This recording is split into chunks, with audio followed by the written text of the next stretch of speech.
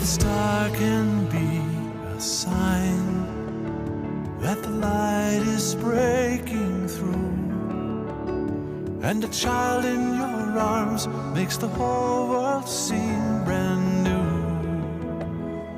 We can embrace all the grace we've been given, stand in the light of the wonder we live in.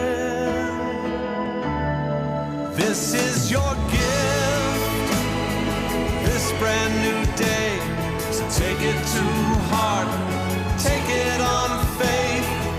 Open your eyes, don't be afraid to learn how to live, 'cause this is your gift, this brand new day. This is your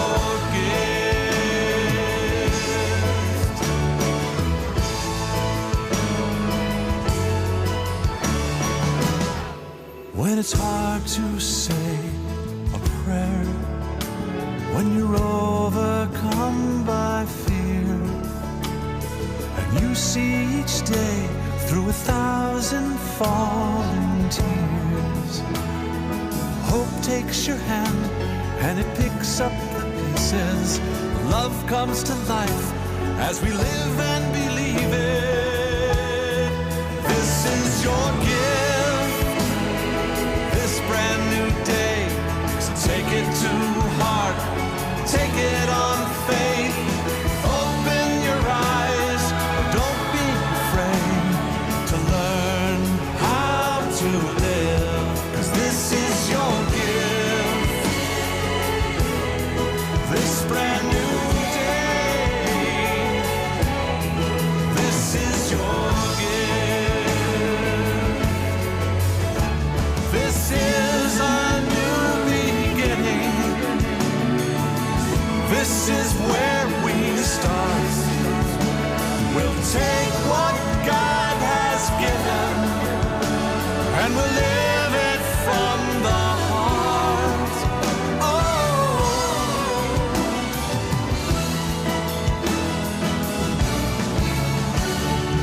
this is your gift, this brand new day.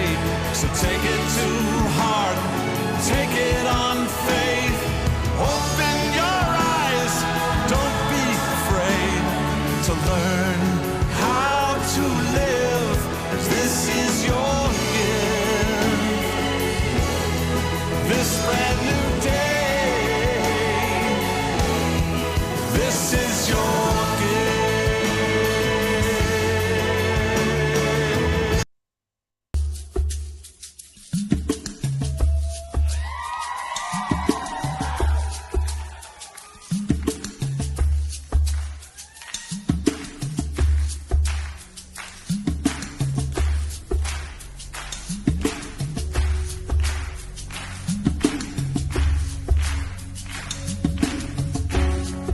who is moving on the waters, who is holding up the moon, who is peeling back the darkness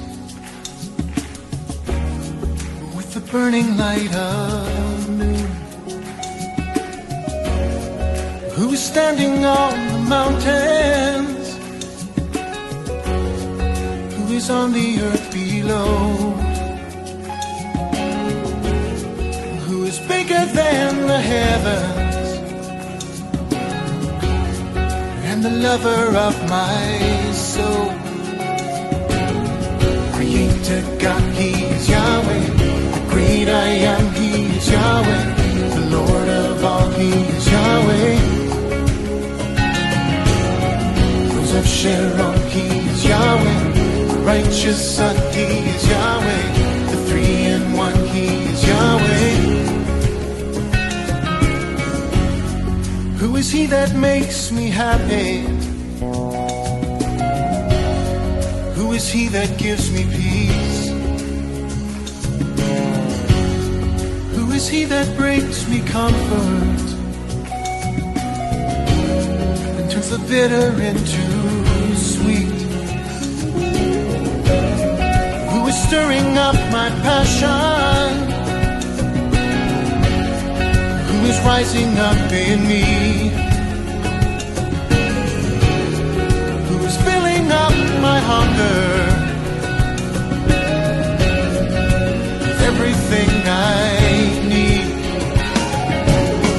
Creator God, He is Yahweh. The great I am, He is Yahweh. The Lord of all, He is Yahweh. Rose of Sharon, He is Yahweh. The righteous Son, He is Yahweh. The three-in-one, He is Yahweh. You are holy and eternal, and forever you will reign. Every knee will bow before you, every tongue will confess your name. All the angels give you glory as they stand before your throne. While here on earth we gather to declare your name alone, alone. Creator God, He is Yahweh. Great I am, He is Yahweh. Lord of all, He is Yahweh. Yes, Lord, you are. Rose of Sharon, He is Yahweh. The righteous Son, He is Yahweh. The three-in-one, He is Yahweh. Oh, Lord, you are. Creator God, He is Yahweh. The great I am, He is Yahweh. The Lord of all, He is Yahweh. Rose of Sharon, He is Yahweh. The righteous Son, He is Yahweh. The three-in-one, He is Yahweh.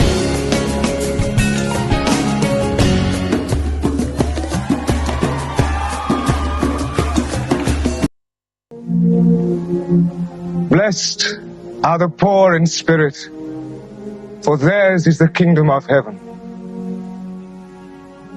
Blessed are those who mourn, for they shall be comforted. Blessed are the meek, for they shall inherit the earth.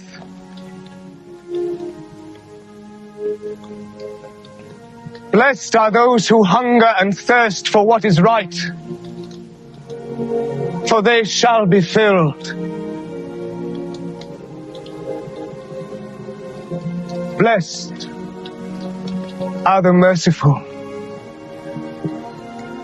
for they shall obtain mercy. Blessed are the pure in heart, for they shall see God. Blessed are the peacemakers, for they shall be called sons of God. Blessed are those who are persecuted in the cause of right,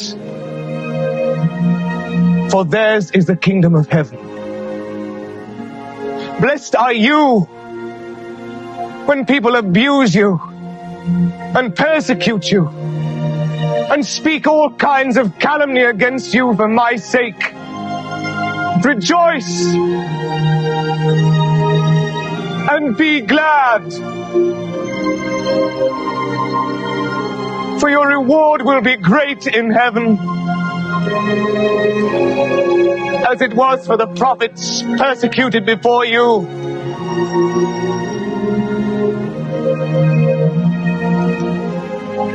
In your prayers, remember your Father knows what your needs are before you ask Him.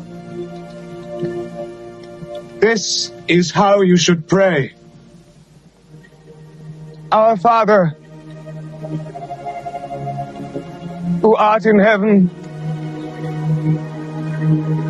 hallowed be thy name. Thy kingdom come. Thy will be done on earth as it is in heaven. Give us this day our daily bread, and forgive us our debts as we forgive our debtors.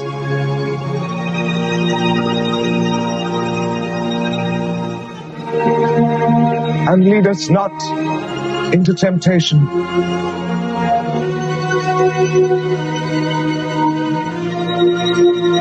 but deliver us from evil.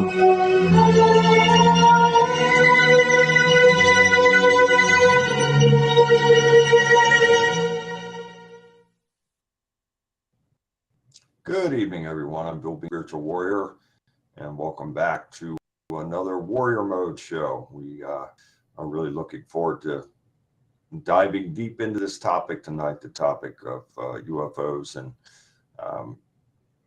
recent sightings and activity, including recent sightings from Des that we'll get into, and some of the personal experiences and sightings that all of us have had. So we're glad that you're with us, and we certainly appreciate you being here. And let's start off, as always, with our opening prayer, and let's bring God into this. Father, we thank you and praise you for this blessed and appointed time. And I ask that you speak through us to speak truth. And I ask that you work through us to be a blessing to everybody involved in this broadcast tonight. I ask that you keep all of them in your hedge of protection, 24 hours a day, 7 days a week for life. And I ask that you bless them with an abundance of love, peace, joy, good health, and prosperity. We thank you and praise you for this and for everything forevermore in Jesus' name. Now, before we go into our topic, let's bring everybody in, Des and Travis and Stro, if you've reconnected. Did Stro reconnect with us? There he is. Okay. Hi, guys. I hope all of you have had a great week. Des, how did your week go? Oops. There it is. We got you. Yeah, there we go. Yeah, it's been very productive. It's been great. I've been blessed, and honestly, just in warrior mode. So Love it.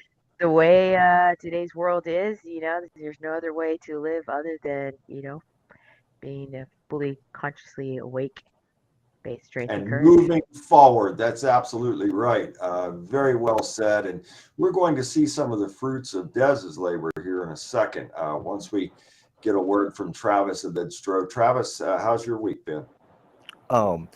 Busy as always, back and forth to Tennessee, classes, work. Des and I working, getting ready to launch this new book for you. That's going to be fun. Got some other stuff going on with clients. My friend Tanya Charlton, that has David's Legacy, the nonprofit that's been helping there in Eastern Kentucky. She's got everything ready, so she's actually doing her official launch next Wednesday on the campus of the Children's Hospital at the University of Kentucky. Wonderful. So I've got some media pushing that I'm doing there, and just like I said, just moving forward.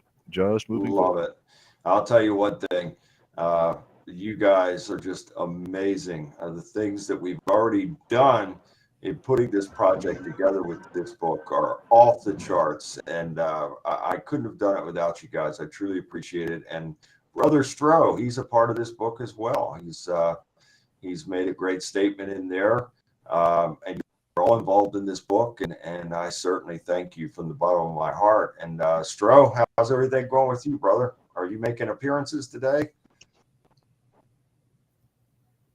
Yes, actually. How are you all doing? And great to be here. Good to see you. Just to be here. Yeah. Thank you.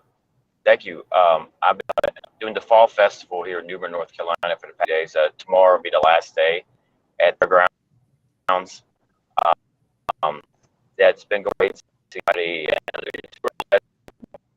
go out there and meet people in the community. This Well, actually, Friday I'm helping my fellow members of the chambers. We're throwing a celebration for Hispanic Heritage Month, and Friday, and then this Sunday I'm going to be in Bluefield, West Virginia, for a combination Comic-Con Expo wrestling event there. So looking forward to seeing all the West Virginia peeps up that way. So yeah, just getting out there and doing things, and blessed that the Lord's allowing me to. So it's all good. When are you going to be in Bluefield? Bluefield this Sunday at it's at they're holding the expo and everything at the Green Valley skating rink. Okay, I know that area. I lived there for a while. I'm only about 2 hours away. Well, that's awesome. Travis, that might be a possibility there to where you could meet up with Brother Stroh. It could be. I'm gonna have to check into that. Oh, awesome! That'd be great. Yeah, I'd love to meet you in person. I think that would be great. That'd be cool. And all this is going to come together soon, that's for sure. Now, before we go any further into anything else, I want Des to unveil this fantastic promo that she has put together. And boy, it is impressive. It's just, I have a team of people here that are just expert at what they do, and it just makes it that much easier for me to be able to get my book out there and to be able to reach a lot more people. So again, Des, show everybody what you've put together here. Travis and I saw it. Stroh, I don't know if you've seen it yet, but it's fantastic. Oh, thank you. There we go, folks. Actually, 1 second.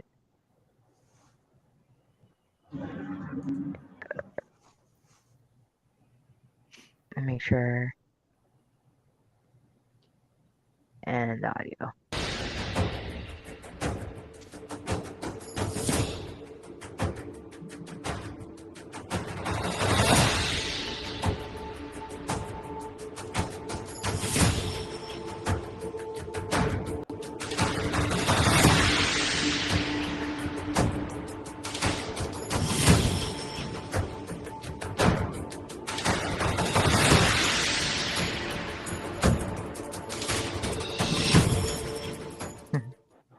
Just amazing, absolutely amazing. Yeah. Wow, that was awesome. And It was from all a promotional wonderful. aspect, and Travis, I'll let you answer this. Doesn't that pretty well sum everything up in a neat little package there, to where with someone who is considering this Thank you. for either their program or whatever it may be, I mean, they're seeing everything there within seconds. Would you concur with that? Oh, absolutely. I plan on embedding that link into a new media kit and sending it out and having them take a look at it. And I think we're going to see amazing results as far as interest from the media wanting to get you back on for interviews. And again, this, getting you back on Coast to Coast AM with George and Tom is going to go a long way in doing that as well. I'm just excited to be working with Des on the project. Yes, Same here. absolutely. Same I'm here. excited to have the three of you involved in this. And, Stroh with his statement has now come into this, and there are many of you, everybody that's involved in this book. I truly appreciate all of you, and thank you for being a part of the book. And this is, I never get excited about anything, to be honest with you. But this project, I am excited about. I really am. I just, I feel that it's going to reach a lot of people. And the book goes beyond presenting disturbing stories that are real and authentic. I haven't made up anything. Everything I put in there happened as it happened, with no embellishment or exaggeration at all. However, the most important message of the book is that God is with us and for us, and he can help us to overcome the very worst of circumstances. We've all had a darkest hour. We've all had a worse day. We've all had a day of shame. We have all been down the long and dark and hard roads of life. Yet, if we will just come back to him and reconnect with him in a real and authentic way, even though we may be in a situation that seems impossible, Mhm. God will make it possible for us to be able to move forward and beyond that situation. And furthermore, if we remain faithful, He'll bless us in all of our ways. And that doesn't mean that life suddenly becomes perfect, because we're all going to have a set of issues and challenges. That is life. And I can Mhm. assure you that every person on this planet will have some type of situation that will arise that will be a challenge. However, we are ready to meet those challenges in knowing that God's with us and for us, because if God's with us, then nothing or no one is going to stand against us. We're going one way, and that is forward. So that's what I pray the ultimate message of this book will be, to where the reader will see that this is a triumph of God's mighty and holy power over the evil and demonic forces of the enemy. It will be. We'll see. Yeah, there's no doubt in my mind. It is. It is. It absolutely is, and it's coming at such a trivial time in our lives of Yeah. so much chaos. I'm excited. I'm excited. Yeah. I love anything. Getting God's word out, getting, positivity out, like telling the truth, um, is so important because this is real.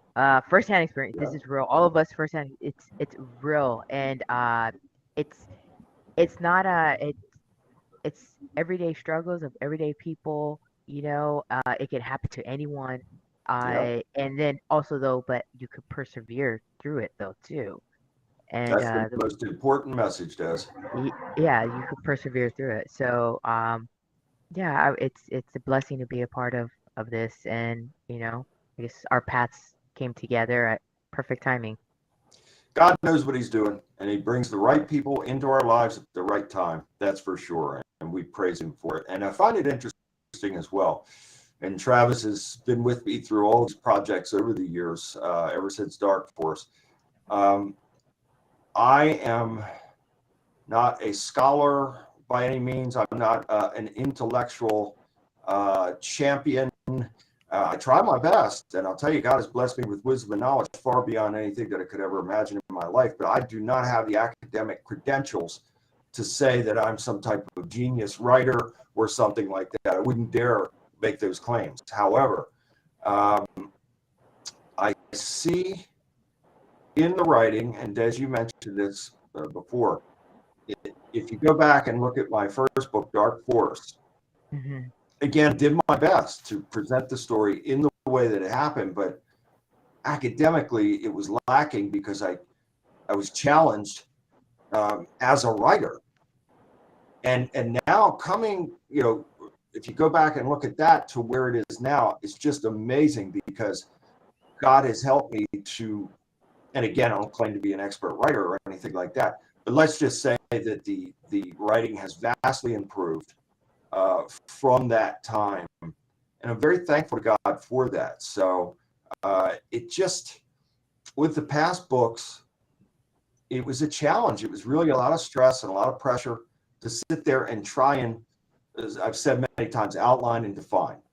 So in outlining and defining, we have to get the content together, and then we have to shape that into a flowing, cohesive story. And that's difficult for someone Right. doesn't have the academia to navigate and to have that. But I will say this, and I praise God for this again. It was so supernaturally divine, strange in that. Wow. In this one, and make no mistake, I had to do my part by doing the work and sitting down every day and every night for hours, even when I didn't feel like it, to put this together, because that's the only way a project like this gets done. Whether you feel like it or not, you have to be dedicated to that project until it's done. And so that's what I did. But the writing was much easier this time, and and I thank God for it. It just flowed more cohesively. Maybe it's because I was so familiar with the cases that and that's strange as well, because I'm scratching the surface here in this book. I'm presenting cases. If you were to come into my office and see my case file, they're bulging. The files are bulging with cases that I have been involved in. So this is just a little minute offering of the hundreds hundreds of cases that I've been involved in. And so again, I thank God and praise God for guiding me through the whole thing. I think it was meant to be. The right people are involved in this at the right time. And I just pray that and I always pray this. I prayed over that writing when I started, and I prayed over it when I typed the last word. And as a matter of fact, I completed that manuscript. I believe it's 6:10 a.m. this morning. And I prayed over it after completing the last word. And then we have God's blessing and seal on that. So when all of you out there get a copy of this book, you can rest assured that it is blessed, sealed, sanctified, purified, cleansed, and made holy by God. Even though it is a disturbing account in some of these cases, God's hand is on it. So don't you worry for 1 second. This book is blessed, and it will be blessed to anyone that it goes out to. And I praise God for it. So we'll just continue to roll from there. So I'm thankful. I feel like a lot of pressure is off of me now in the writing aspect to have the project completed. But now we have work to do, obviously in the marketing promotional aspects of it, you know, and getting it out there to the mainstream and things of that nature. And we'll see that through as well, because God is with us and for us, and he'll help us to see every bit of it through. But I'm excited, and I am quite relieved now in knowing that the writing is completed. Now it's in your hands, Des, to get this thing proper formatting, and we will. And then we have a whole new ball game in PR and marketing, which we will see that through as well. Absolutely. I love that word. And this, everything is being, because I pray before I work creatively, especially when I'm working with God's work. I always say a prayer, you know, and I always ask God to help guide me and direct me and let it be God's will. So it is just it's awesome. It's like we're like, you know, like a football team, you know, we're just like working on passing one ball, one prayer to the other prayer, and it's beautiful. I've never, but I think that's beautiful. Stro, I'm sorry, this might upset Beefcake and Valentine, but this is the new dream team here. So Valentine might do a promo on me. I don't know, but we've got something here very, very special, and I'm thankful for it. I'm thankful for all of you, because this just makes it so much easier when you have everybody together on the same page, working and striving for the same thing, and it's a wonderful thing. Absolutely, it is. And I was going to say, Bill, don't ever let me hear you say that you're not a scholar, because you are. You're a self-taught scholar, and there's nothing wrong with that. And you are an expert in this field, and you know your writing has evolved, but every author has that. They all take that path. You go back and look at early writings from early novelists and early authors that are considered great today. They all started in an area, and they had to hone their craft. They had to and yours, that original story, you know, you talk about the way Dark Force is written. And the thing that I love about Dark Force, and you're right, it's kind of more crude, I guess, than the other, but it was also catharsis for you. You were getting that story out. Yeah. And what I love about reading Dark Force is it is so raw and emotional, and there's such an attachment of that story to you. Absolutely. And you are projecting that story. I felt lighter after I wrote it. After everything, I felt much lighter, because I had to get all that up and out and off. So you're right, Travis. You hit the nail right on the head. And I brought a little bit of Dark Force into the new book. The little bit that I brought into the new book was a little bit in the introduction, and a little bit in chapter 1 about how everything started. And then even in chapter 3, which I mentioned, life for me before becoming the spiritual warrior, and the struggles that I had in life, you know, with just terrible depression, trying my best to battle it. But, you know, there were days that I would be so depressed that I would get up, you know, in the morning and use the bathroom and come back and just sit in silence until it was time to go to bed again. I mean, these were just the darkest of days and tremendously Mhm. painful times, and not being able to relate to anybody. I was always kind and courteous to people. So on the surface, I was always very kind to people, but for many, many years, I couldn't let anybody get close to me because I was in so much pain that I just I couldn't bear to have a real close personal relationship with anybody. It was just terrible. Right. It was an awful way to live, but God not only delivered me from it, but here I am now, and I praise Him for it. So again, this is Travis's writing. It was that writing was very raw. I spilled my guts out and my spirit out, in those things. But I have brought a little bit of that into the new book as well. Stro, I can't wait for you, and I've sent a little bit of it to you, and I can't wait for your feedback, once you've read the whole thing.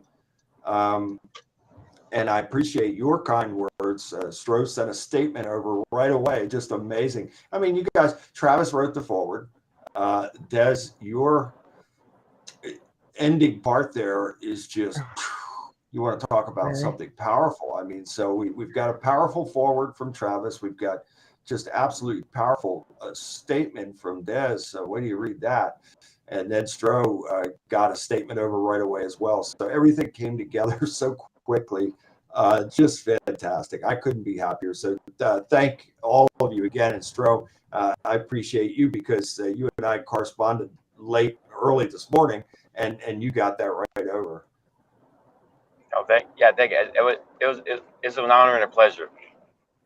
Absolutely. It's just amazing when God is at work. And I hope for all of you out there that are part of this ministry and you tune into this every week. This is real. This is authentic. We are not putting on any types of shows, or we're not disingenuous in any way. What you see is real and authentic here. I know you can feel that as well. And so we're blessed by all of you, just everybody that's here with us. We look forward, and I know I could speak for Des and Travis and Stro. We look forward to this every week. And Stro's had a long day. He's met a lot of people. He's signed a lot of autographs. He's been involved, and Des and Travis have too. They've been doing a lot of things. But here we are, we're taking the time because this, A, is service for God, and B, this is something that we all look for because this is a brotherhood, a fellowship, and a good brotherhood. Not a brotherhood in some of those other ways that I've mentioned. This is on the good foot, on the good side. For God. So you better believe it.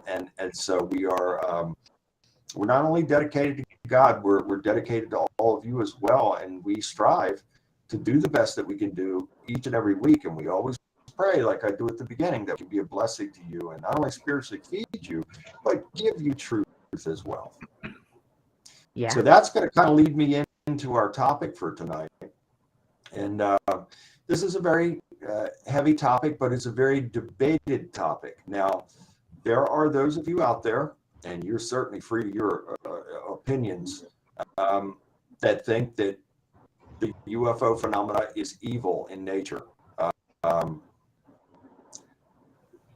And you're entitled to that. And there are reasons for thinking that.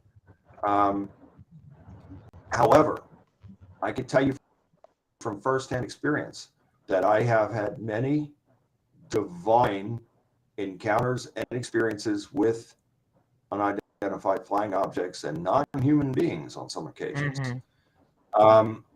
So they're not all evil. Yes, there are evil ones out there, and they have bad intentions, and we're going to get into some of this. But let me start by saying this. I'm going to read this.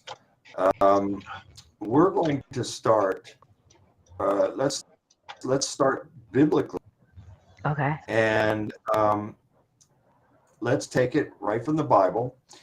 Psalm 68:17. The chariots of God are 20,000, and even thousands of angels. The Lord Yahweh Elohim is among them. So to me, that psalm is clearly stating that our glorious God, the creator of the universe, Yahweh Elohim, has chariots. They are flying chariots called Merkabah, divine Merkabah craft. And so I truly believe that when Hasatan, Satan the devil, was cast out of heaven with a third of the angels, the B'nai Elohim, they came down in those flying craft, which I call Vimana. And they came down here and they took human women and produced a hybrid offspring called the Nephilim, who in turn went and had unnatural sex acts with the beasts of the field, producing another offspring, which are the Bigfoot, Sabe, Sasquatch creatures. So this is all connected. I urge all of you to do the research. You don't have to take my word for any of this. Pray first, ask God to guide you in the right way, and ask him to guide you to the truth. And you will be shocked to see, especially when you delve into this and do these studies, that what I'm saying is true. So I'm going to talk about a few scriptures here, and then I'll let you guys come in on this. Psalm 104, verse 3, he lays the beams of his chambers on the waters. He makes the clouds his chariot. Talking about God, Yahweh. Ezekiel 1, verse 4, and I looked, and behold, a whirlwind came out of the north, a great cloud, and a fire unfolding itself, and a brightness was about it, and out of the midst thereof, the color of amber, out of the midst of the fire, a rushing windy great thundercloud like flying craft out of the north. The vehicle had the appearance of a brilliant glowing fire all around it. The center of the vehicle was illuminated, and the UFO craft was also a polished metal. So that's the account of from Ezekiel 1, verse 4. Exodus 16, verse 10, and it came to pass as Aaron spoke to the whole congregation of the children of Israel that they looked towards the wilderness, and behold, the glory of the Lord appeared in the cloud. So in many of the scriptures mentioning UFOs, they'll be mentioned as cloud, pillar of a cloud, flying tabernacle, chariot, flying scroll, flying roll. All of these mentions are applied to unidentified flying objects that are witnessed in the skies by the people in the Bible. And let's not forget the pillar of fire by night and the cloud by day. You just took it right out. You just took the words right out of my mouth, Travis. Go ahead. Tell them about that. Well, in the account of the children of Israel being led out of Egypt, they were led by God by, at night, a pillar of fire that led them, this glowing light in the sky that led them. And during the day, it was a cloud that led them. So it changed its appearance. Right. And then, I mean, let's talk about the Star of Bethlehem that the wise men followed. That's absolutely correct. That's right. It's all there. It's just very difficult for people to grasp this. And I think a reason for that comes from the church, number one, and secondly, the media.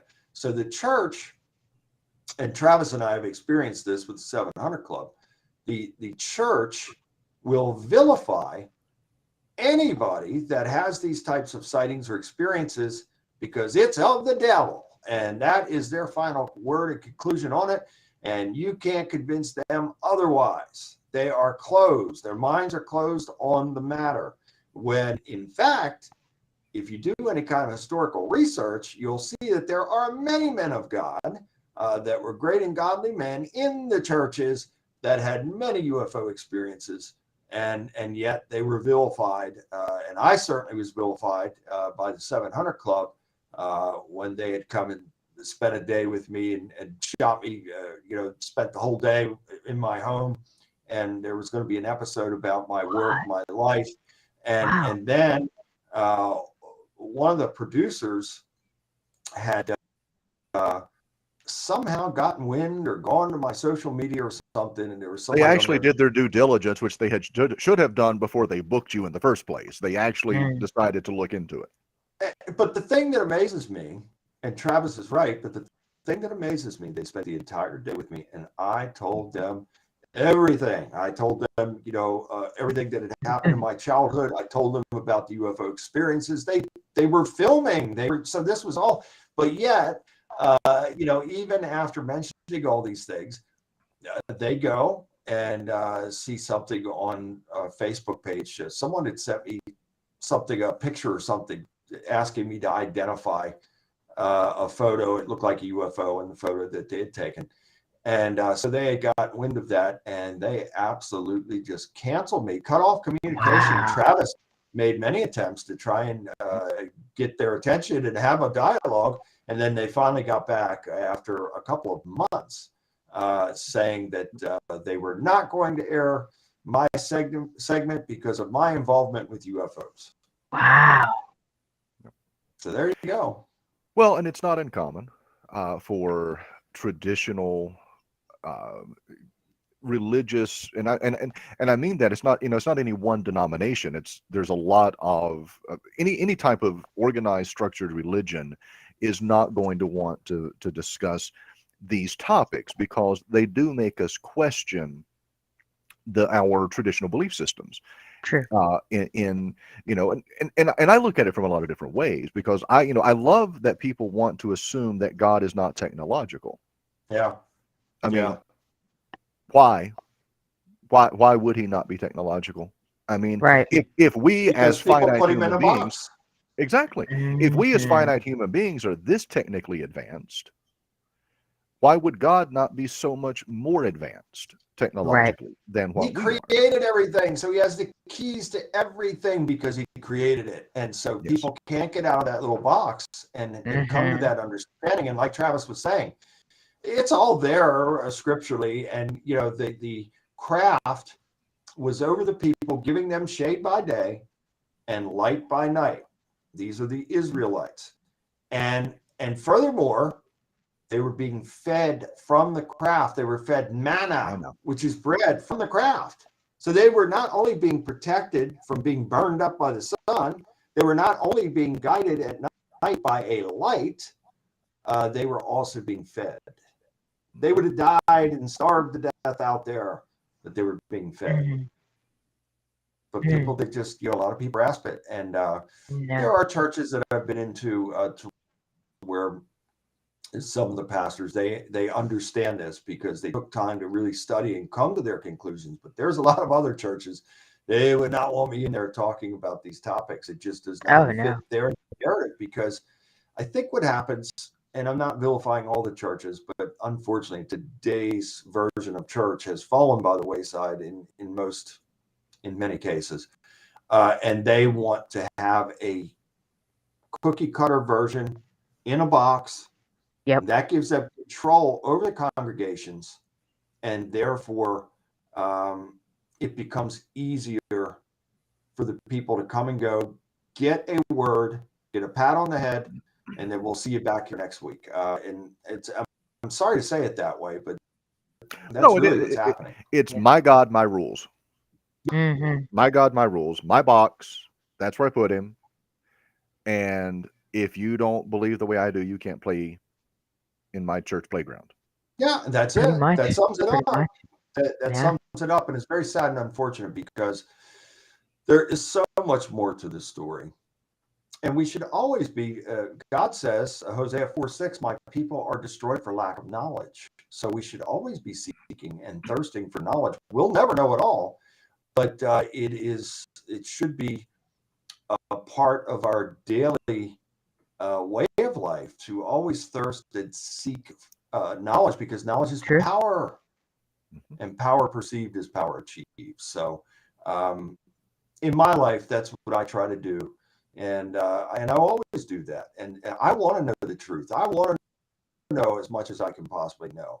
I don't want to follow the crowd, because a lot of the crowd are deceived and they're under control. So if they're going one way, I want to go the other way, because I'm Right. not going to be deceived and under control of anyone or anything. So that's just the way I live my life. And Travis is absolutely right in these things that he's saying. It's sad, it's unfortunate, but that's the way it is. And furthermore, if we go back, and this is not a hit piece on the church or anything like that, we're just speaking No. truth. But if you go back to even when Christianity was first established, which was through the Roman Catholic Church, and it really gives me every time I hear a pastor say, those Catholics, they're damn hellbound and all that. Well, buddy, you're a branch off of that tree. So there are 34,000 different Christian denominations in the world. There's 1,200 in the United States. Every single one of them are a branch off of that tree of Roman Catholicism, because that's where it started. So when the Catholic Church was putting together, coming together and forming, the priest would read the Bible to the people. The people were prohibited from reading the Bible because that priest was to be seen as the authority from God. He was an extension of God, and he was the one that was going to deliver the word to you, and you are not to go outside of that. And that's how it was, and that's how they gained great control over the people and the congregations by saying, look, you don't get out of line here. He's going to give you the word, and don't you go researching any more outside of that. That's how it was. Travis? Well, no, it was. I mean, and part of it started because there was such limited education. So a lot of people couldn't read. Yeah. And that started, and it continued, and it became tradition. And then, even to this day, my ex-wife was Catholic, and we attended Mass on Sunday mornings. And actually, honestly, from a feeling comfortable in a church setting anymore, I actually like the Catholic rituals. I like the services. There's a mindfulness about it. I always said if you could get the Catholics and the evangelicals actually on the same page, because Catholicism is all about your relationship with one another, whereas the evangelical side of things is always about your relationship with God. So you've got this vertical and then this horizontal kind of way. And if the two could just come together so that we could realize that once you have a good relationship with God, your relationship with man should be just as good. Sure. I agree. That's why agree with that. That's why when if you look at the 10 Commandments, you can sum them up into two things: your relationship with God and your relationship with your neighbor. That's it. That's all that they are. Absolutely correct. Yeah, that's absolutely correct. So God and man is present in all of those. And I've said it many times, and I continue to say it, that yes, I'm in service to God every single day of my life. He is first in my life. He will never be second in my life. He's always first. However, as part of my commitment and my faith and dedication to Yahweh, I'm in service to my fellow man as well. So it works hand in hand, just like James said, that you cannot have faith without the works. So there are those who will say, saved by grace, and I don't have to do anything because I'm saved under grace. That means I can do anything and everything because I'm saved under grace. I'm sorry, I don't agree with it at all. Yes, God loves us and he does save us under grace, but we got to do our part. And our part is to do good works and to try and do the best that we can do, be the best that we can be each and every day. It's essential. So James said, silly vain man, don't you know that faith without the works is dead? You cannot have one without the other. Right. So, And James also said you can't speak good about God and ill about your neighbor. True. Again, it comes back to that dichotomy that we have to have those things. Everything has to be perfectly aligned. Bill, you say it all the time: vibration, harmony. Yeah. Those things have to be there. Now, I was going to go back to the 10 Commandments, though. Did we even talk about the cloud and the thunder and the lightning and the fire that settled on the mount when Moses went up into the cloud? He went up into it. Yeah. Travis is on fire tonight. He's taking the words Hey, right out of my mouth. I Everywhere I'm like going. this stuff. This is my jam. Well, I can get down with this all night. Yeah, I was just going there as well, that when Moses went up on the mountain, he was there for 40 days and 40 nights. He wasn't sleeping on the mountain. He went inside the craft that was hovering over top of the mountain. And there, in going into that gigantic Merkabah, divine Merkabah of Yahweh, that's where he met with God. And that's where the tablets were formed. And then he comes back down. And a lot of bad things happened too while Moses was gone for those 40 days and 40 nights, to the point to where Yahweh was going to destroy the people. He had had enough because they started a false worship of the golden calf, and he was going to destroy them. And it was Moses begging him not to do that. And so Yahweh, he cooled his anger because Moses was so over those people, the thought and the great imminent threat and possibilities of all those people being destroyed because they had angered God with their false worship. And so there's a lot to that story, but you better believe it. There are 70 scriptures in the Bible that describe UFOs as clouds, pillars of a cloud, flying tabernacles, flying rolls, flying scrolls, you name it. There are depiction beams of light.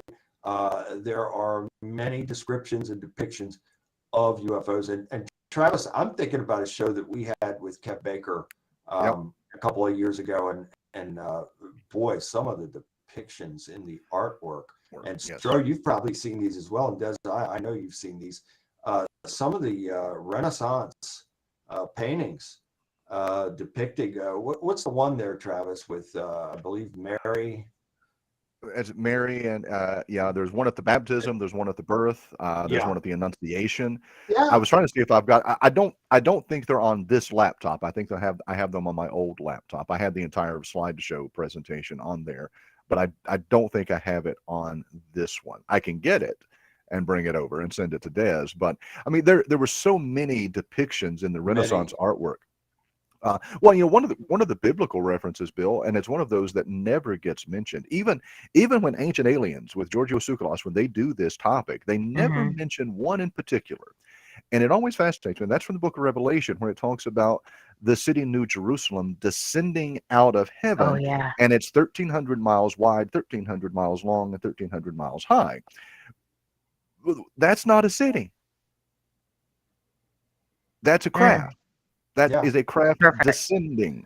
So for those of you that have seen Close Encounters of the Third Kind, yes, very accurate depiction based on the scripture of what they put into that movie, where you see the big, like Travis is describing, this gigantic craft coming down, descending down. It's there. It's all there in the Bible. So, Stro, how do you think about this? Uh-oh. We see you, but we can't hear you, brother. Gotcha. I know. Still not hearing you, Stro. We see you. He says, okay. All right, Travis, we'll be right back. Oh, there you are. Oh, there he is. There we go, brother. Oh, okay. All right. I had a similar experience, kind of like from the scene from Close Encounters of the Third Kind, where Richard Dreyfuss, remember when he's driving the electrical truck, and he thinks he sees a vehicle behind him, and the lights go on up. Yeah, I had a particular experience actually on my way back home from an event when I had gone to the mountains, where I thought a vehicle was behind me, but the lights shot up in the sky, and I looked up and it just kept going. Right? Wow. It's amazing. It's absolutely amazing. And I couldn't make it out what it was. I mean, when I knew it wasn't an aircraft, by no means, it's the way it was maneuvering. So yeah, and it was there for you. It was there to get your attention. Otherwise, you wouldn't have seen it. It wouldn't have had any type of impact on you whatsoever. So it was there for you for a reason. Oh, absolutely. It was almost like it was like watching me from behind. And then when they decided it was done, it decided to fly over me. You know what I mean? Yeah. Amazing, brother. And Des, tell everybody about your recent sighting. Yeah, there was a couple of things, and there's also like a question in the chat too that was interesting, or I wanted to ask as well. Well, first of all, when I was younger, and I was raised Roman Catholic, so did the whole catechism, First Communion, like everything, all up till I was a young adult, I guess. And that's why maybe some of you guys will see how there's still some things that I still do that is very Roman Catholic, the sign of the cross, after praying or before praying, and also when I'm, in blessings. But anyhow, when I was younger, and we're learning the Bible, I thought they were UFOs, but when I brought it to like the nuns, or if I thought about it, it was right away when I was younger, and I guess my mind was more innocent. That's how I interpret it. But then you're corrected. No, that doesn't exist, or no, that's Yeah. not godly like, or no, that's incorrect. So listening to, and since I've met you, and have evolved and have grown, in my faith, and spiritually, once you let go, I guess, the invisible box, the glass ceilings of your mind of what God, Yahweh, Elohim is capable of, you're actually able to see bigger than just, like you say, the box, the little Yeah. square. And it is beyond comprehension, because that is God. God is love. I mean, we can understand it, but we want to be able to kind of process, okay, God can only do this, and no, God can do it all. God is You is better a believe part it. of it all. So that was like the first thing. The second thing was that I've been seeing UFOs ever since I was younger, as a kid, but the most recent was at Saturday, I want to say. No, not the Saturday, last week. I went to um I went to Delaware to go see my family, and I was driving through Annapolis, and I was like, "Oh my God, that's a UFO!" Pointed out, and I was with somebody else, and they're like, "What?" I was like, "Right there." I was like, "Give me your phone. Get a phone." I was like, "You got to catch it," and I was like, "And I can't focus on the road." I was like, "But it's right there. How can you tell?" I was like, "It's just hovering.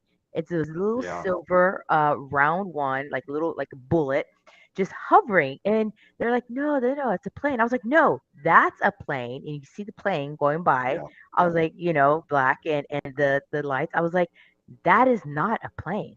I was like, that's not a reflective balloon. It's not a weather balloon. I was like, yo, they are getting so just brazen. I was like, it is Yes. just so like right there in your face. Now NASA just started, and is finally, they cannot deny it anymore. Study groups of UFOs, and so I was like, and the government now are just, it's so much. It's like you can't deny it. And with social Can't media sweep under the now, rug anymore.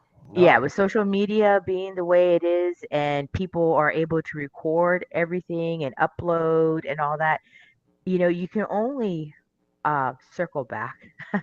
You can only circle back, or like, do whatever you can so many times before you have to just start having answers. And it's about time people are starting to demand answers, and want that. But that was a circle silver one. I'm more familiar with the black triangle Yeah. Which you ones saw that growing in up Baltimore recently in as well. Baltimore. Yep. Yeah. Yeah. Several times. I've seen over Hmm. in Baltimore. And And they come over here. They come over here every morning. Uh, in the beginning, I thought it was one, but then I started seeing two. And are these craft?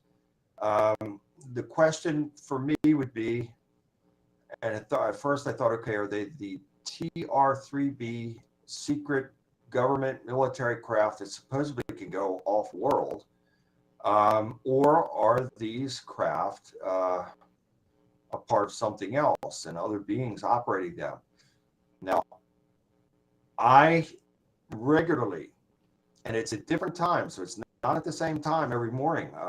The 2 nights ago at 11:45 p.m., and I can hear it. So if I'm sitting here at my desk, I hear the roar, and then I go to the mm, window and then I see it. Now, there's been other occasions to where I had headphones on like this. I was playing my guitar, and I was playing to music, to a YouTube video, and the music was up pretty loud in the headphones.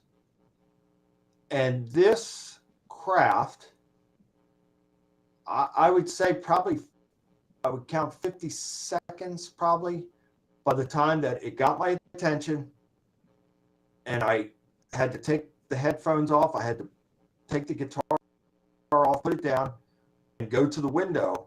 And by all that, because I continued playing the song when I was hearing it, I still continued playing. So I would say at least 50 seconds went by before I got everything off, stopped, and went to the window. And that triangular craft was hovering out there in the sky, right in front of, I'm on the 5th floor, and it is right in front of me out in the sky, and then it starts slowly moving away, northeast, and you could clearly see it, that it was a triangle. It had 3 lights, 3 white lights on each corner, and then it had a reddish orange type of light in the center, and that thing makes a distinct sound. Another time, I would say, and that probably happened, I would say probably somewhere 5:30 a.m. in the morning. Was it like this one? Time, yeah, and the lights on the edges were more white. They didn't have any red or orange tint around them. They were more white. And another time, I'll never forget this, because we just talked about close encounters. Now, if you could think about this, remember how they were trying to communicate with the craft through music, frequency and vibration. Dun, dun, dun, dun, dun. Okay, so that's frequency and vibration. They're trying to communicate with the beings through these means. I would say, and I have a vast diary of notes when these types of things happen. It was late. It was probably between 4:30 a.m. and 5 a.m. that morning. I heard what sounded like a trumpet. And I thought, what in the world? Now, this is 5 in the morning. There's nobody outside playing a trumpet, okay? Do you think it was Revelations? I would have been like, the angels are singing the trumpets. I paused. I thought, okay, so I heard it again. And I went to the window, and there it was. The object was sitting right there in the sky for me to see. And then another time, I was sitting here at my desk, and I was working. And again, probably between 4 and 5 a.m. in the morning. And this beam of light, it shined right on me. It was a white beam of light, came right through the window, shined right on me. I stood up, went to the window, and there it was. So I don't, in some instances, I absolutely feel like it is divine. If you have that clip, Des, of the video that I shot on August 19th, I believe that was divine. I believe absolutely that it was divine. And there, with the trumpet, I think that was divine. But I've had other experiences throughout my lifetime where I felt like my life was in danger. And so there is this, and right there, boy, yeah, this is in the 15th century paintings here, these depictions. But the footage that I shot on August 19th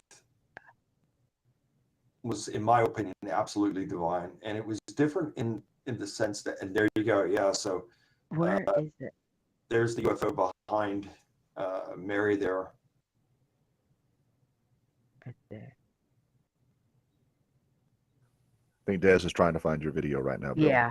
That's okay. We'll see. Here we go. There we go. Let Right. me I know what video you're talking about. Let me try and pull it up right now. And Go ahead. The thing with brother. that one is, and I've shot probably in my life, probably 16 hours of video footage of UFOs in various locations. It was so crazy between the years of 1995 and 2008. These objects were coming to my home. I didn't call on them. I didn't do anything to initiate. They came to me. And on one occasion, I had an old camcorder, I believe it was like in 1999, it was sitting on a tripod, and a beautiful day. And I turned the thing on to record, and you can hear me saying, I wasn't in front of the camera, I was standing behind the camera. And I had the camera focused on the northern part of the sky. And you can hear me saying on the video, praise God for such a beautiful day. And right after I said that, now I did not see this. This is right in front of me. I should have seen it. I didn't see it. However, the camera picked it up. When I said, thank God and praise God for such a beautiful day, this white UFO cloud-like, now the sky, there isn't a cloud in the sky. And right after I say that, this cloud-like UFO comes in, and it's coming in from the west, and it comes right in front of the camera. It was gigantic. I should have seen it. It was Wow. right in front of my face. I didn't see it, but the camera picked it up, and it hovered there for several seconds, and then it broke into 5 white balls and headed to the north and then vanished. I have that Wow. on video. I will never, ever forget that. So again, yes, I've had many of these types of experiences and many that were divine. And there you go, Des. Yeah, that's the Yeah, August that's 19th. it. And you know, the thing is that sometimes you can't see it with the naked eye, but the camera will pick it up, you know, Correct. after just like orbs and other Absolutely stuff correct. There's a sometimes. whole world going on around us that we can't see Mm-hmm. or perceive, but the camera will pick it up at times. And again, this object was right out of the window here. And what caused me to go to the window is I heard the loud roaring sound. I thought, okay, well that's the flying triangle going over, and it did. And this is the second Look at that. object. That's awesome. Yeah, that was over the trees, very, very low over the trees. And I grabbed an old Quasar palm quarter that I've had for many, many years. And I grabbed that very quickly. It's the closest thing I had. And it had a 20 power zoom on it. And I was able to zoom in and get some amazing footage of this object. Now, if you take note, look at that. And you I love that picture. now you're doing it, Des, just like Travis. I was just going to say that look at the multicolors in there, the purple, the blue, the pink, and of course the white that's in the center of it. Just absolutely amazing. And I haven't seen any objects like that since August 19th. I'm sure it'll happen again. And I'm quite certain that I'll be depicting and recording more of this type of footage. But there it is. And that's exactly as it happened. That's as I saw it. And praise God, I feel that it was absolutely divine. Yeah, look at that. I love that we're able to get that right there. Yeah. I mean, that's just absolutely Cool. amazing. In all of my documentation throughout my life and career, I have never gotten a depiction, and I have videotaped similar objects with the big white light like that, but it never had the purple and the pink and the blue and all that around it. So just absolutely amazing. It is. It is. And I haven't even Awesome. really, I've been so focused on the book that I really haven't, now's not the right time to release that footage to the mainstream because we're focused on the book. Maybe at another time, I will, and maybe Travis will contact some media outlets about it. But right now, I would like to see you do a book just about UFOs.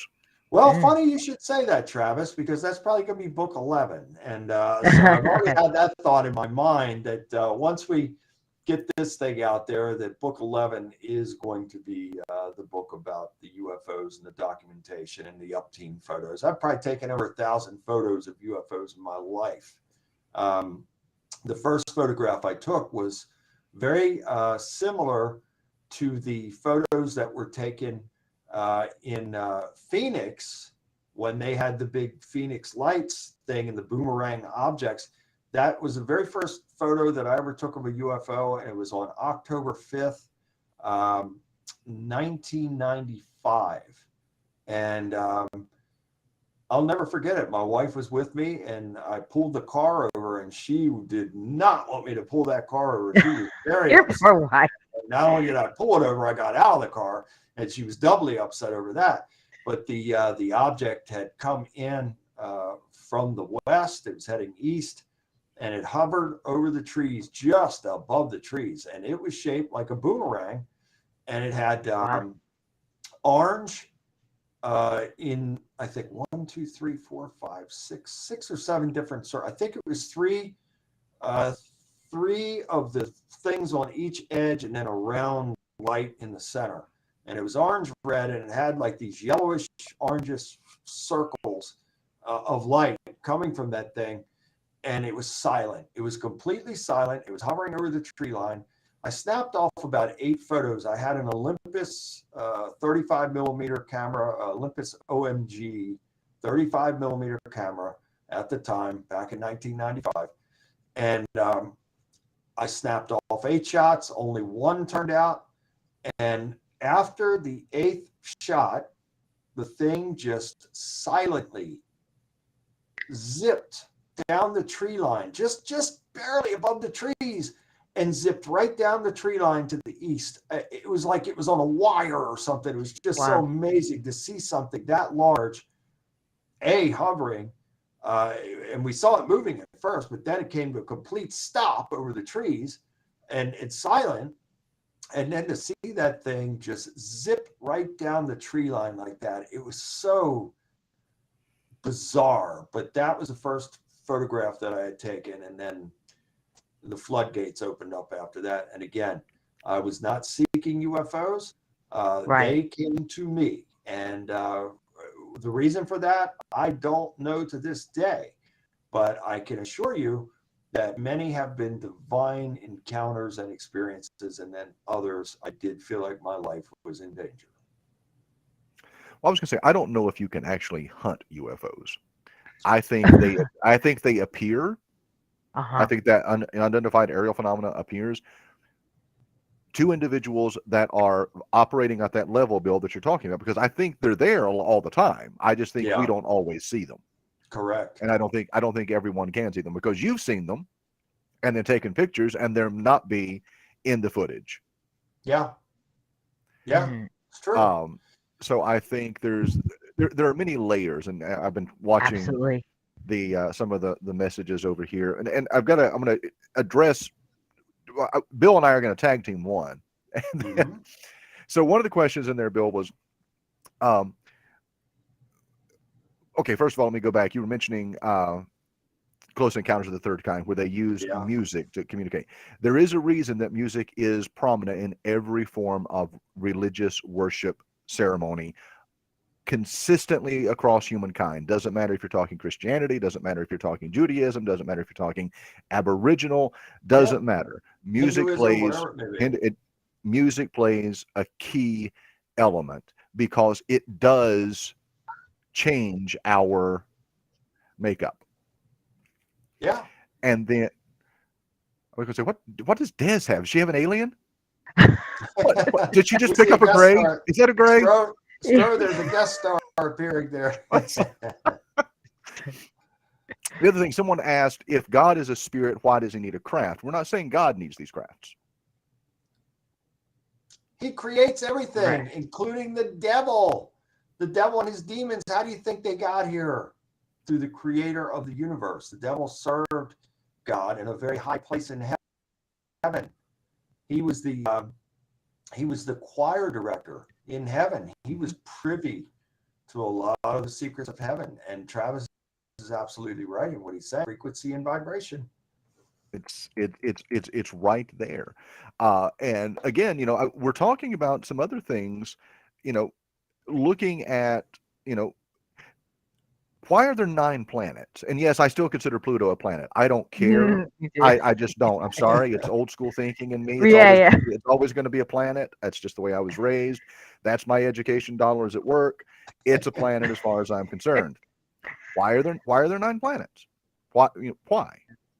What possible scientific and spiritual explanation is there for there being 9 planets in this solar system? And we know there's planets in other solar systems. They've been photographed. We've seen those images. So what we're dealing with here goes, as I said, there's layers to all of this. And is it ever all going to be understood? Absolutely not. No. Absolutely not. No. It's beyond our, there are some things that, and it goes back to what I was saying earlier, that we must always seek and thirst for knowledge. But even with that, we'll never know it all. because God doesn't want us to know it all, because his ways are different from our ways and his thoughts are different from our thoughts, and we can't even begin to go there. And so we have to do the best that we can do. And I want to give a shout out to Valentina. Thank you for being here, Valentina. And, you know, that's someone that I should have reached out to. Valentina is someone that God worked through me to help. I love her dearly. We've been friends for a long time, and she's doing very well in her life now. But she's someone now that she's here. I can't believe I didn't think to add her into the book, but there will be a volume 2 of that book. So Valentina, I'm going to give it to you and get your story in the next book, that's for sure. But God worked miracles in healing her and bringing her back from the brink of destruction. So praise God. I'm so glad that she's in here. Yeah, this is something that we will never know all the answers. However, if in fact God is getting our attention on something, then we're going to have these types of experiences, because we are obviously he's trying to get our attention. He's trying to get message to us. And is that through angels? Yes, absolutely. I believe that. But at the same time, there is a flip side. And as I've mentioned, in some very dangerous situations. I had an experience one time, I think it was in 1995, when all this started. People didn't believe me at first. They thought I'd lost my mind. And then, thank God, my wife started seeing these things to where she could verify that what I'm saying is true. She saw it for herself. And then other family members started to see it with me. So some of these even family members were calling me crazy that I'd lost my mind and all this. They started seeing it with me. And on one occasion, a family member, I was at their house, and these 5 objects appeared in the sky right around her home. And they were huge. They were globe, like white and gold objects. They were gigantic. And there were all these other little smaller objects flying around them. So this went on for about an hour. And I said, well, I'm going to leave, and call me and let me know that, you know, once I leave, let's see if these things leave either with me or they just go away. Right. Sure enough, when I got my vehicle and left, and as I'm going down the road, these gigantic objects are with me going down the road as if they were escorting me. And that family member called and was astounded to say, when you left, they left. Wow. And so what does that mean? I don't know, but I certainly felt like A, it was divine, and B, I was being protected from something. And so it was amazing. I could go on and on and on, but I do want to mention something that I sent to you guys, and let's see if I can find that real quick. This comes from the Black Vault.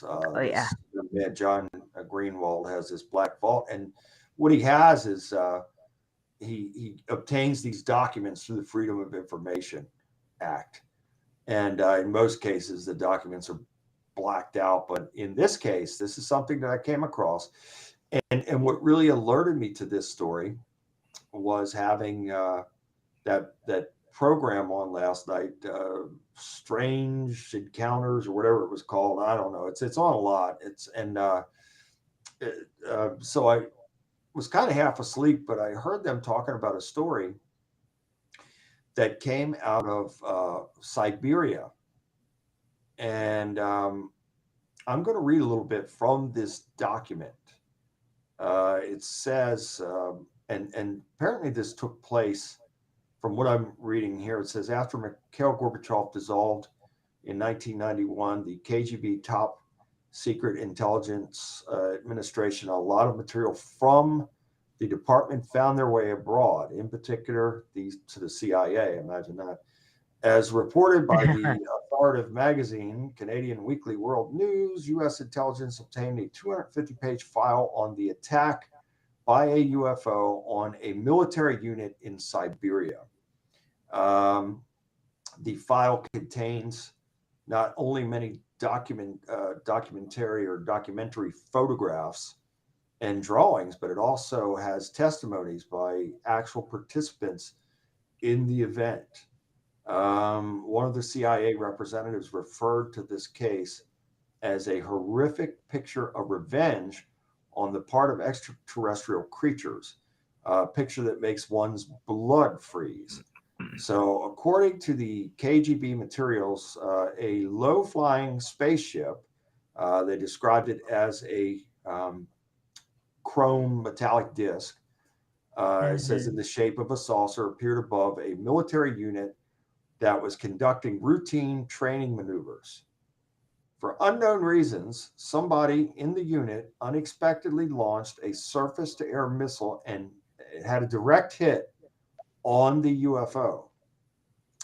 It goes on to say that the UFO fell to Earth not far away, and 5 short humanoids with large heads and large black eyes emerged from it. It is stated that in the testimonies by the 2 soldiers who remained alive, that's right, only 2 out of the unit, and so I think it was a unit of 25, because it goes on to say that when these beings got out of the craft, they sort of merged into one light, and it was some type of source of energy. It says they merged into a single object that acquired a spherical shape. That object began to buzz and hiss sharply, and it became brilliant white. In a few seconds, the spheres grew much bigger and exploded by flaring up with an extremely bright light. At that very instant, 23 Russian soldiers who had been there bearing witness to this were suddenly turned into stone poles. Now, that's what this report is saying. They were turned into like limestone. 23 out of 25 of the soldiers. So there were only 2 survivors out of this. And if this report is true, which it looks like an official document to me, I have, and yeah, there's the Black Vault website. This young man, John Greenwald, has a lot of documents on there. And so if this document and this account is authentic, boy, that is the certainly the flip side of what can happen in some of these types of encounters. And there are other things that I know about, that I've studied about, that I'm not even going to talk about on here, that are so disturbing. I'm going to stay away from even mentioning that. But that account and that document feels authentic to me. And I can't imagine, can you guys imagine, being there and seeing, but it takes me right back, when you think about this, it takes you right back to the Bible again. Because in the case of Sodom and Gomorrah, when the angels were leading Lot and his family out of Sodom and Gomorrah, they told them, do not look back. And according to that account, that biblical account, Lot's wife looked back and was turned into a pillar of salt. So very interesting correlation there. Guys, what do you think? I was actually trying to see if maybe there was some type of imagery of these soldiers that turn into stone. Yeah, I mean, can you? But Now here's a deeper thing, and then Travis, I want you to come in on this. Think about this, Des.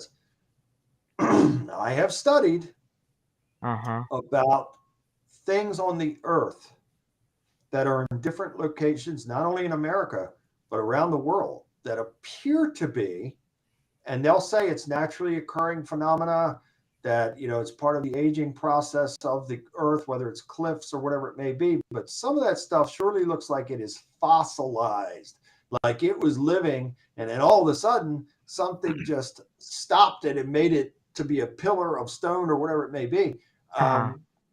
Again, that's very interesting when we have the biblical account of what took place and then this report. So what do you think, Travis? No, I think you're absolutely right. I think what we're, what you're talking about hypothetically is almost like what we have seen with Pompeii when it erupted and people were immediately, basically turned to ash even though their bodies were still intact and the skeletal remains are still there, but they're ash. Or what we saw at Hiroshima Yeah. with the dropping of the yeah. atomic bomb, where that people were evaporated to the point of there just being shadows of those bodies on the walls. So you're talking about a massive release of energy. Yeah. And you're talking about a massive release of raw energy.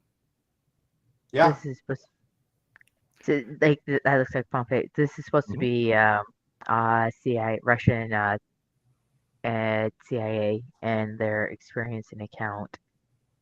So these are supposed to be photographs of those soldiers there, Des? Yes, this is Wow. supposed to be the CIA agent right here trying to explain of what happened, and I'll put the link in It's the stunning. chat. It's But that is, absolutely stunning, and stunning in a bad way, and just I believe this. yeah. Oh, I believe it. There's no Absolutely, doubt about it. Just absolutely. like that account that L.A. Marzulli presented about the giant of Kandahar. That I believe that's true. I absolutely believe it. That there was a 12-foot giant that came out of that cave, and unfortunately, with that Weaver spear that the giant had. According to the account, he ran that through one of the soldiers, and obviously, absolutely, probably killed him as soon as he put that through him. But then, this giant now has a grown man, a trained soldier on the end of this Weaver spear, and then the other soldiers in the unit opened fire with automatic weapons and took this thing down. But then supposedly a copter was brought in. And they secured this thing with tarps and heavy chains or straps or whatever they did because apparently the thing was 600 or more pounds, and I could be weak in those estimates. May have weighed a lot more than that, but the copter came in and they secured the giant and put the tarps over it and all that and flew it out of there. So I'm sure the remains of that being they are in some type of military facility as we speak, I'm certain. Oh, absolutely. Yeah, I mean, This is awesome. It's fascinating, and for everybody that's with us here, we're not trying to scare you. We're just talking truth. I mean, these things are very, very real, and this is why it is so very important for us to keep our strong connection with God, because it'll keep us on the higher frequency of vibration, because these things do happen from time to time. And I could talk about a lot more disturbing stuff that's far worse than what we're talking about. And I'm not going to talk about it, but let me just say that it's very important for us to stay as close to God as possible, because we always want our frequency of vibration on high. And I'm glad to see Lene in here. God bless you as well, Lene. And and Lene and her sister Devin and the Vaughn family. I could have added their story in here as well. That's another amazing case there, to where Lene and her family had some serious evil on them, and God worked through me to deliver them. So love them dearly. They're in Virginia, and hope to see them again. And Lene, I'll talk with you also about putting your story and your family story, if you want, in the next book. So I'm glad to see some old friends in here, and I hope that all of you will remain with us as well, because this is a fellowship, this is a ministry, and if you're here, you're a part of this ministry, and we appreciate you. So we could go on and on and on with so many different things that could be mentioned here with this phenomena. But for me, it goes right back to the source, and the source is Yahweh. He is the creator of all things. There's nothing in this world that is not of him, because he's the creator of everything. So there's nothing that's independently living without him.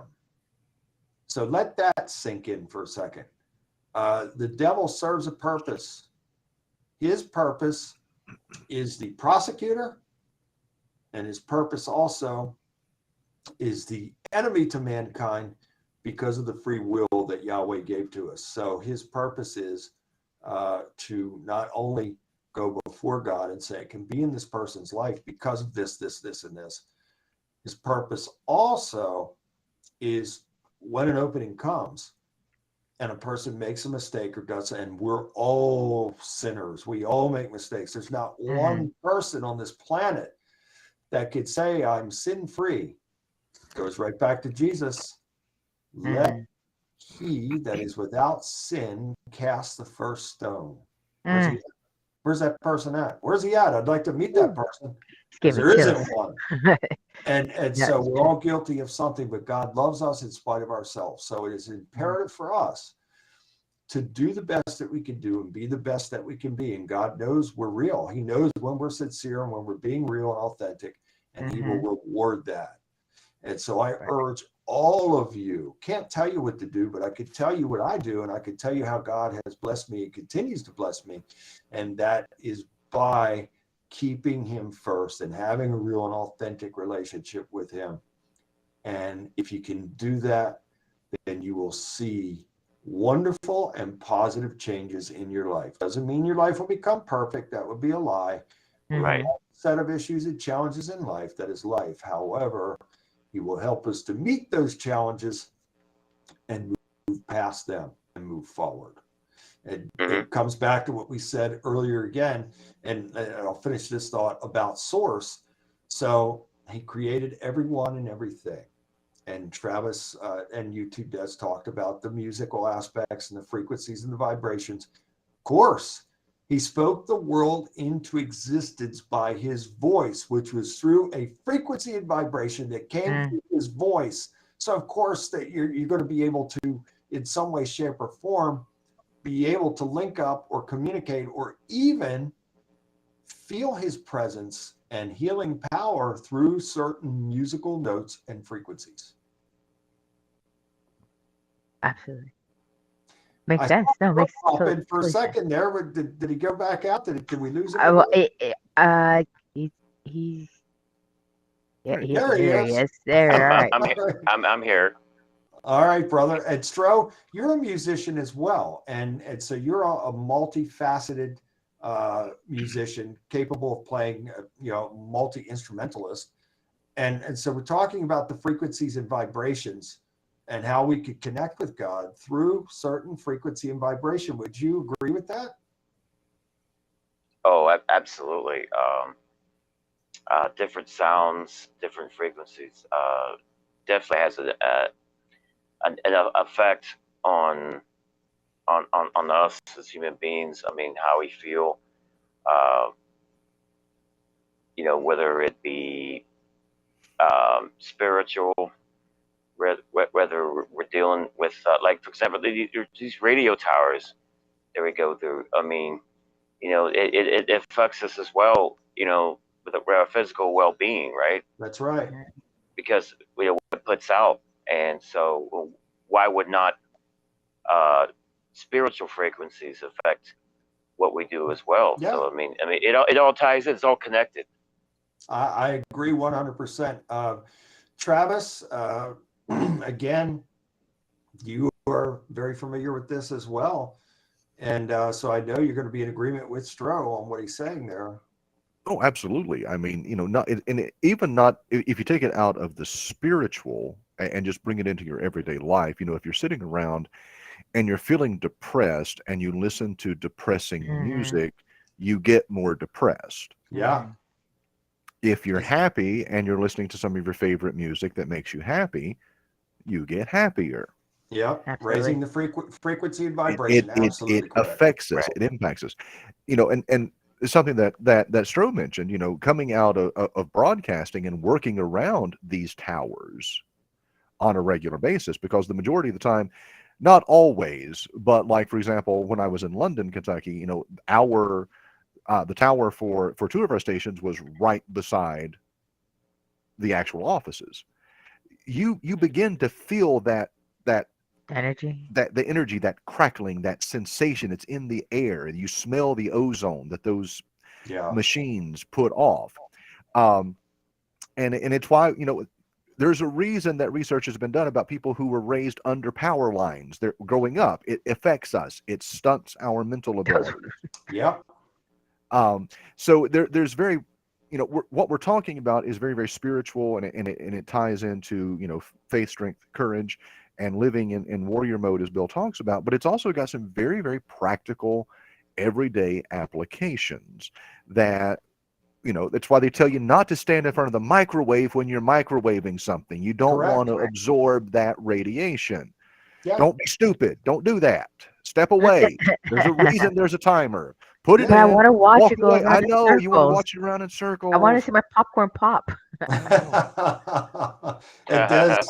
Mercedes hit the nail on the head there. Teamwork makes the dream work. That's for sure. Yeah. And we're thankful for Mercedes too. And boy, I'm excited about Joe and Mercedes being a part of the book. And they have quite a compelling story.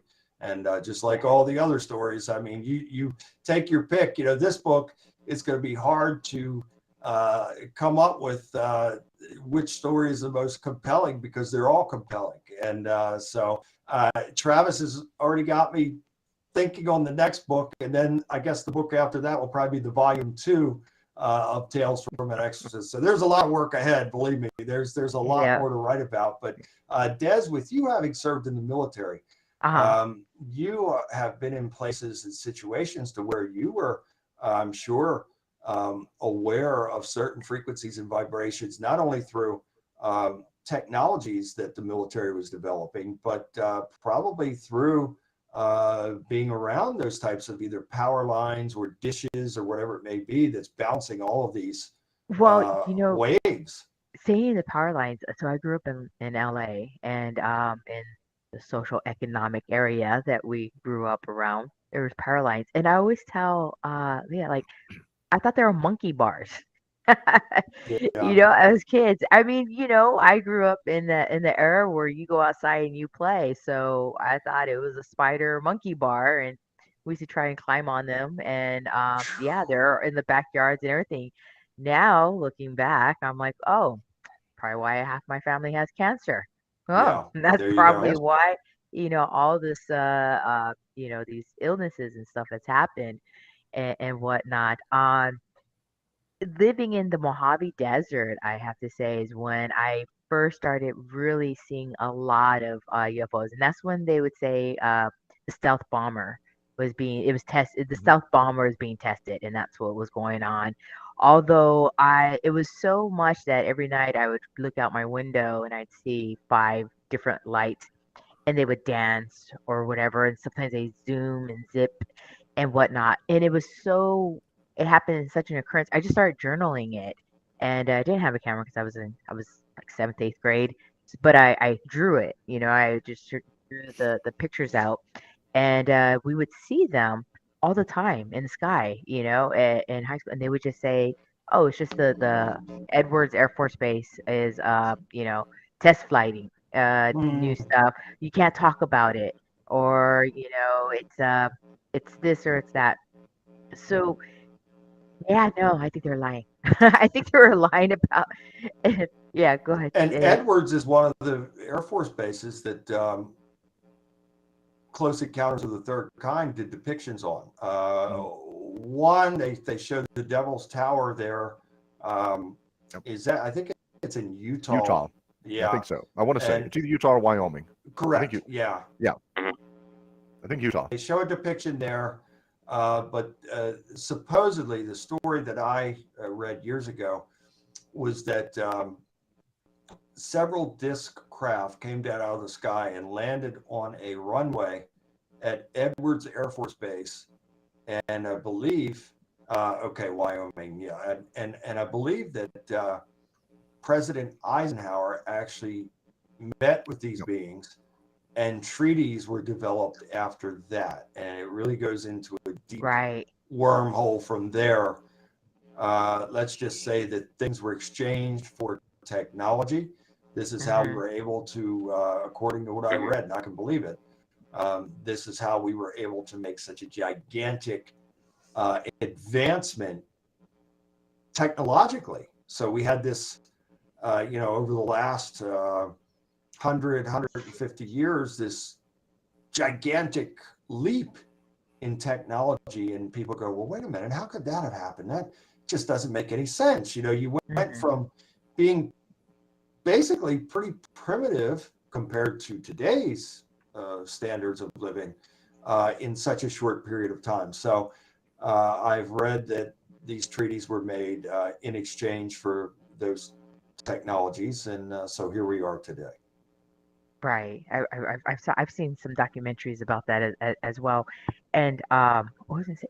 Travis, I was just curious. So I've had like well, I say dreams of being UFOs and during near death experiences. Have you had any dreams that you're in the aircrafts or close encounters? Yes, I have actually. Awesome. I have. Sorry, I don't mean to say awesome, but I mean No, like no, like it ooh, is. share. And no, well, I've had those real weird experiences. Uh, I have lost time before. Ah, I lost about 2 hours one night about year and a half, 2 years ago, actually. wow. I was driving home when I was in Southeast Kentucky, and I found myself on the side of the road, parked, not knowing where I was.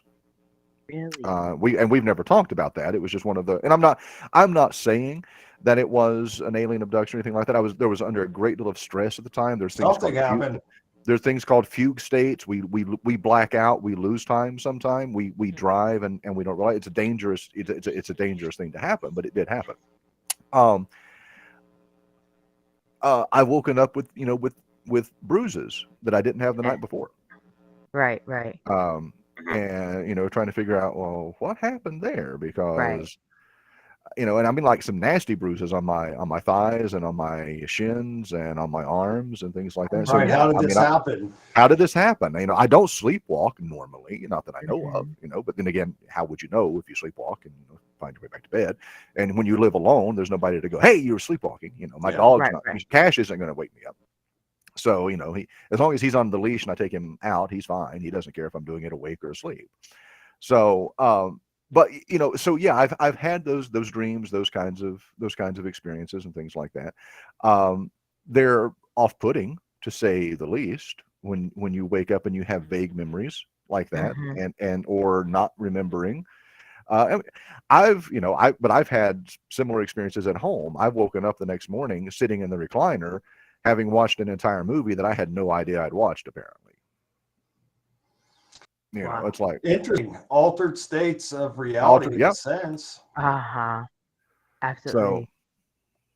I get it. I No, understand it. I yeah. understand it all too well.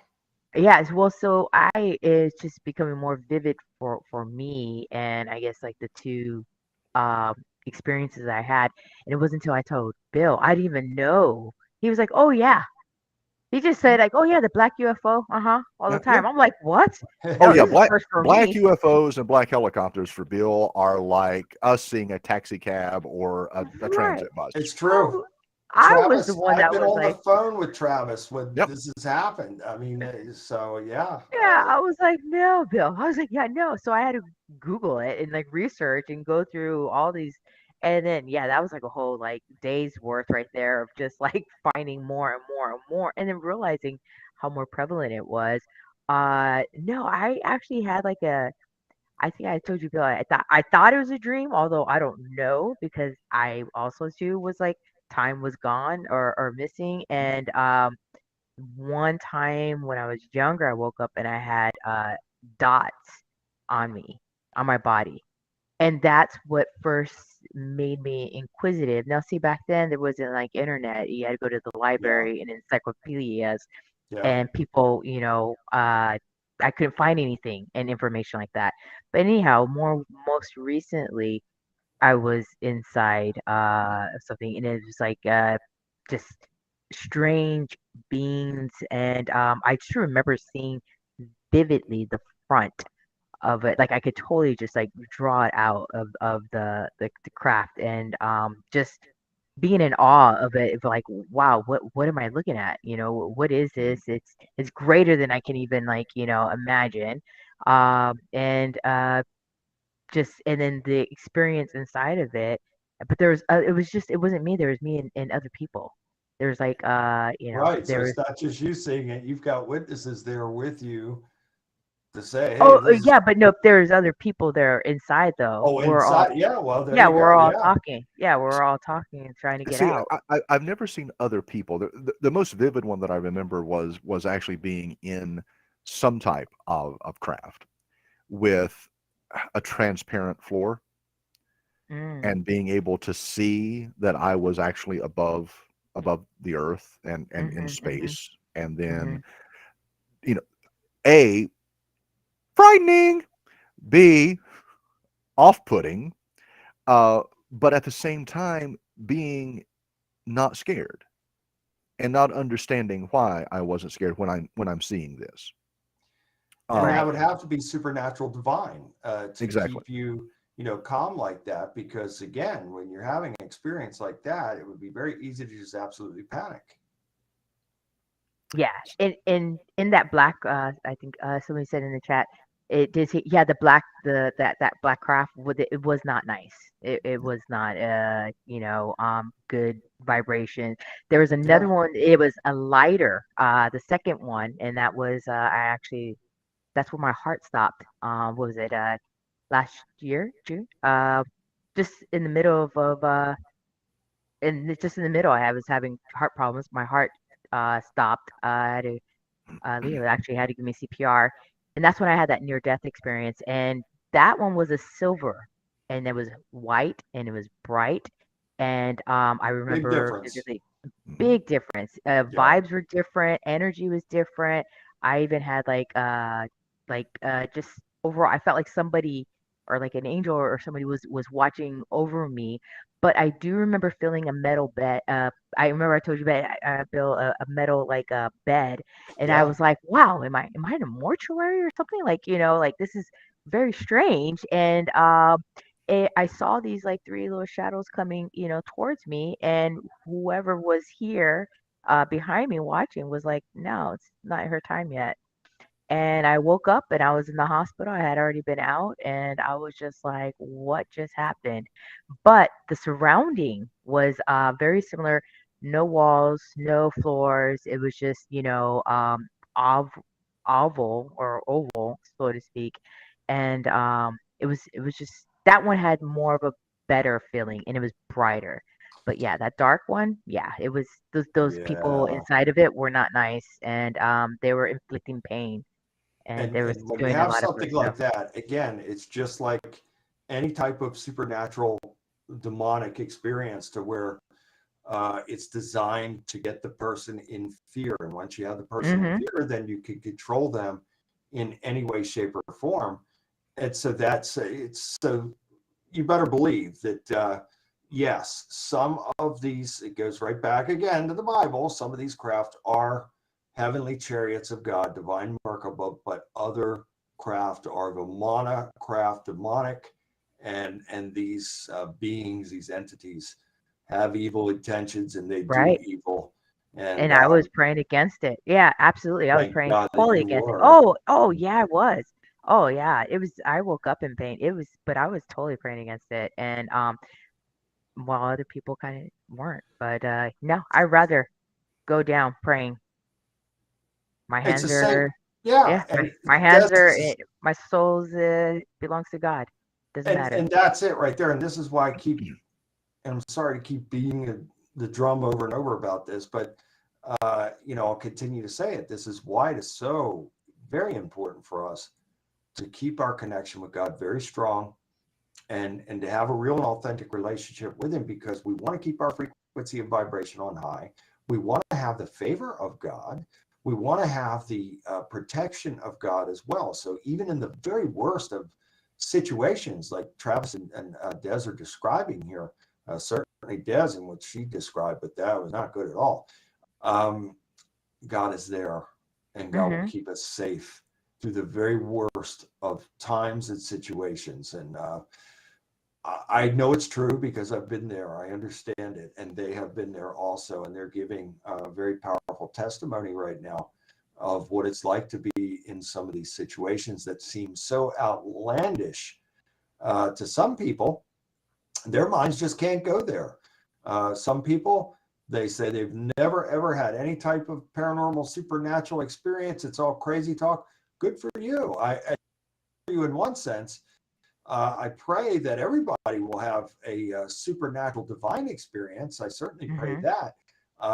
And may you never have a supernatural evil negative experience.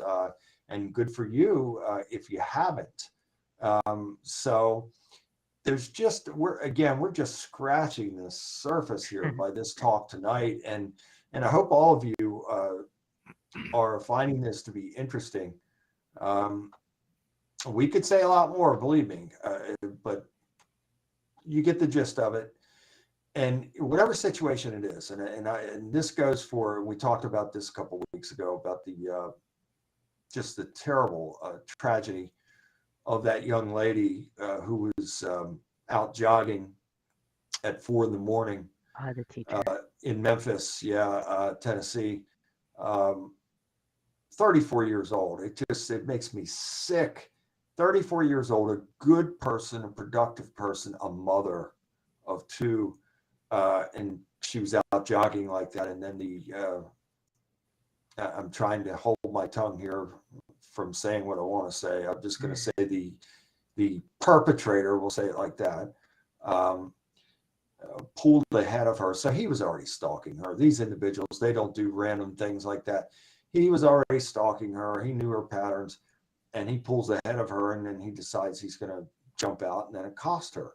And I've said in many instances, and I'll say it again, if a situation like that ever takes place, which I pray for all of you that it never does, but ladies, if you are, somewhere and you're coming out of a store or you're jogging or whatever it is, I ask you, please jog with somebody. Don't walk or jog alone. Don't do it. You just can't do it anymore. And B, if the situation takes place to where someone's trying to accost you and get you into a vehicle, fight for your life right there. Fight, because once you get in that vehicle, it's over. So fight with everything that you have right there. Don't let that individual get you into that vehicle. Just fight with everything you have to prevent that from happening. But it really, not only does it make my blood boil, because I don't like to see anybody victimized. Boy, I don't. And my MO in life is to always help people, and I want people to flourish in their lives and to be safe and to do well. So when I see stories like that, it just absolutely, I can't stand to see anybody victimized. And so my best advice, please keep God first. If you're out there jogging or walking or whatever it is, do it with somebody else. Do it in a group. Be safe. It's better to be safe than sorry, because in a matter of seconds, someone's life can be taken or changed in a way that it would only take a miracle by God to restore. So it's all part, and people like that, the individuals, the perpetrators of wicked and heinous acts like that, are driven by demons. Now, they're freely making their choices, so we can't say, oh, the devil made them do it. No. They are freely making the choice. However, the devil does send demons in to aid and abet in a situation like that, to empower a perpetrator to be able to carry out that type of wicked and heinous act. I wish that the lady would have had a very large gun, and when he did that, that she would have turned, and I hate this, it's a terrible thing to say, but it's true. I wish she would have. You just said that, brother. I wish. And we pray against the spirit, not the flesh. We pray against the spirit. But I mean, Bill's now he's the spokesperson of the NRA. He wants you to we're warrior mode. I want to see everybody happy and doing well. Yeah, we pray against the spirit. It just, you guys have no idea what that does to me, to see someone victimized in that way. It just, Oh, You know, I'm a father of a daughter. I'm a father of a Yeah. son. I mean, the entire everything about this Mhm. is heartbreaking. You know, all of the things that we see Mhm. in this country that we've seen over the past 2 decades Yeah. with the school shootings and the Yeah. bombings and the hate crimes and all of that and things like this bothers me. You know, on a level that I can't even really get into because it's such a divisive issue and because as a father, as an ex-husband, Mhm. I still care very much about my ex-wife. If Sure. someone were to attack Mhm. her, then Mhm. I would go all postal and ghetto. Huh. I mean, we don't I have ghettos. understand That that. was We don't that have was ghettos in Southwest Virginia. that was cute We the have way you trailer said park. We have ghetto. trailer parks. I'd go all trailer park. I'll go But all I trailer park. understand that, I'd go all trailer and I parks. take it so personally, and I guess maybe it's because I've suffered so many losses in my life of loved ones that I Right. understand that life is very fragile, and when something like that takes place, there's no changing that. That is not going to change, and so the one case that comes to mind also, and I was there. I went there to meet with the father of this. I think her name was Karina Vetrano. I hope I'm saying her name right. New York. This happened New in York. New York, The New York and case, yes. yeah, and a supernatural thing happened there, Des, and Travis remembers this. Oh yeah. The reason I went to New York is because now I didn't know this lady. I didn't know anything about her. The story happened that she was going out for a jog one day. She always jogged with her father, Phil Vetrano, and they lived in Howard Beach, Queens, in New York. And beautiful home, nice area, but there was this area that they would go into that had a path, but it had these. I don't know if weeds would be the accurate term, but it was some kind of foliage that it was 6-7 feet tall, and if you went into that, you were not going to be seen. Mm. And unfortunately, on this day, the young lady, I think she was in her 20s, her dad had back problems and he could not jog with her on that day. Oh no. And he asked her, please, let's just wait till tomorrow. Let me feel better. And she went anyway by herself. And unfortunately, this demon-filled individual was waiting for her when she went into those weeds and got on that path, and he raped her and killed her. And she fought for her life, but she was beaten severely. She was killed. I was on that trail. I can't tell you what I felt being right there where that murder took place. But anyway, I saw this on the news or something, and it was so bizarre because I didn't know this woman, didn't know anything about her, didn't know her father, didn't know the family, but God put a dream and a vision on me of the whole thing, showed me the face of the murderer and everything. I called the police there, made them aware of what I said. I know you're going to think I'm a crazy man, but I assure you what I'm telling you is true. And the reason I'm calling you is because I want this individual caught. Mhm. And so God showed me the whole thing. I made the police aware of it. I went to New York. I met with the father. We walked the trail, and I stood right there. And then God gave me more visions of the route, the path because there were other paths there. But God gave me a vision of the path that the killer took out of there. And sure enough, this was pretty accurate. What God showed me and the information I gave to the police and her father. And I'll never forget that. And so the How could individual you? Yeah. was apprehended, and he's currently in prison. You actually had if I recall, you actually had down the escape route, one of the buildings that he had gone through. I took the father to it. Yeah, you took the father to the building. Yeah. Wow. And God even showed me that he lived on the 6th floor, and there was a bicycle there outside of the apartment thing. God showed it all to me. And I don't claim to be anyone or anything with special powers, wherever. But I'm telling you right now, God showed that whole thing to me. And when he put that on me, and Travis does remember this well because he and I and Kev talked about this. I had a responsibility and obligation at that point to contact the police and then make contact with the father, because this was serious, and Very. so God put that on me for a reason, and I couldn't just sit there and hold that information to myself. Right. So I praise God for giving that to me, and then soon after, the individual was caught and apprehended, and thank God for that. But Praise God. it's just so sad and tragic, so sad. And so, can you imagine now? And I haven't had contact with Phil Vetrano in a while, but can you imagine that man has to live that every day now? That, you know, if he had been there with his daughter, it wouldn't have happened, and so he's got to live that every day. I mean, that is just awful. Well, but Yes, forgive they himself. both might have ended up dead.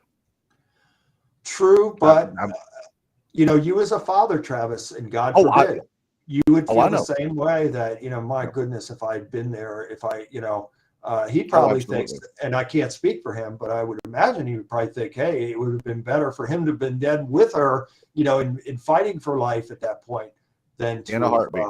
yeah, and he In a ended up heartbeat. finding her body. So they had all these police and first responders out there searching the area, and it was her father Wow. who actually found her body placed in the foliage.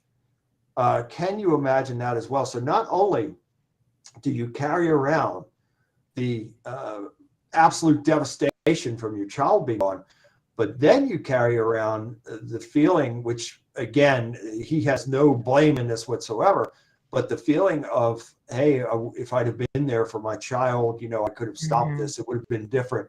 It must be agony to go through such a thing. And I don't wish that on anybody. So this is why I bring up these types of things. It's better to be safe than sorry. So ladies, again, I can't stress to you enough how important it is that if you are into physical fitness, that's wonderful, that's great. But if you're out there running or jogging or walking, please don't do it alone. No.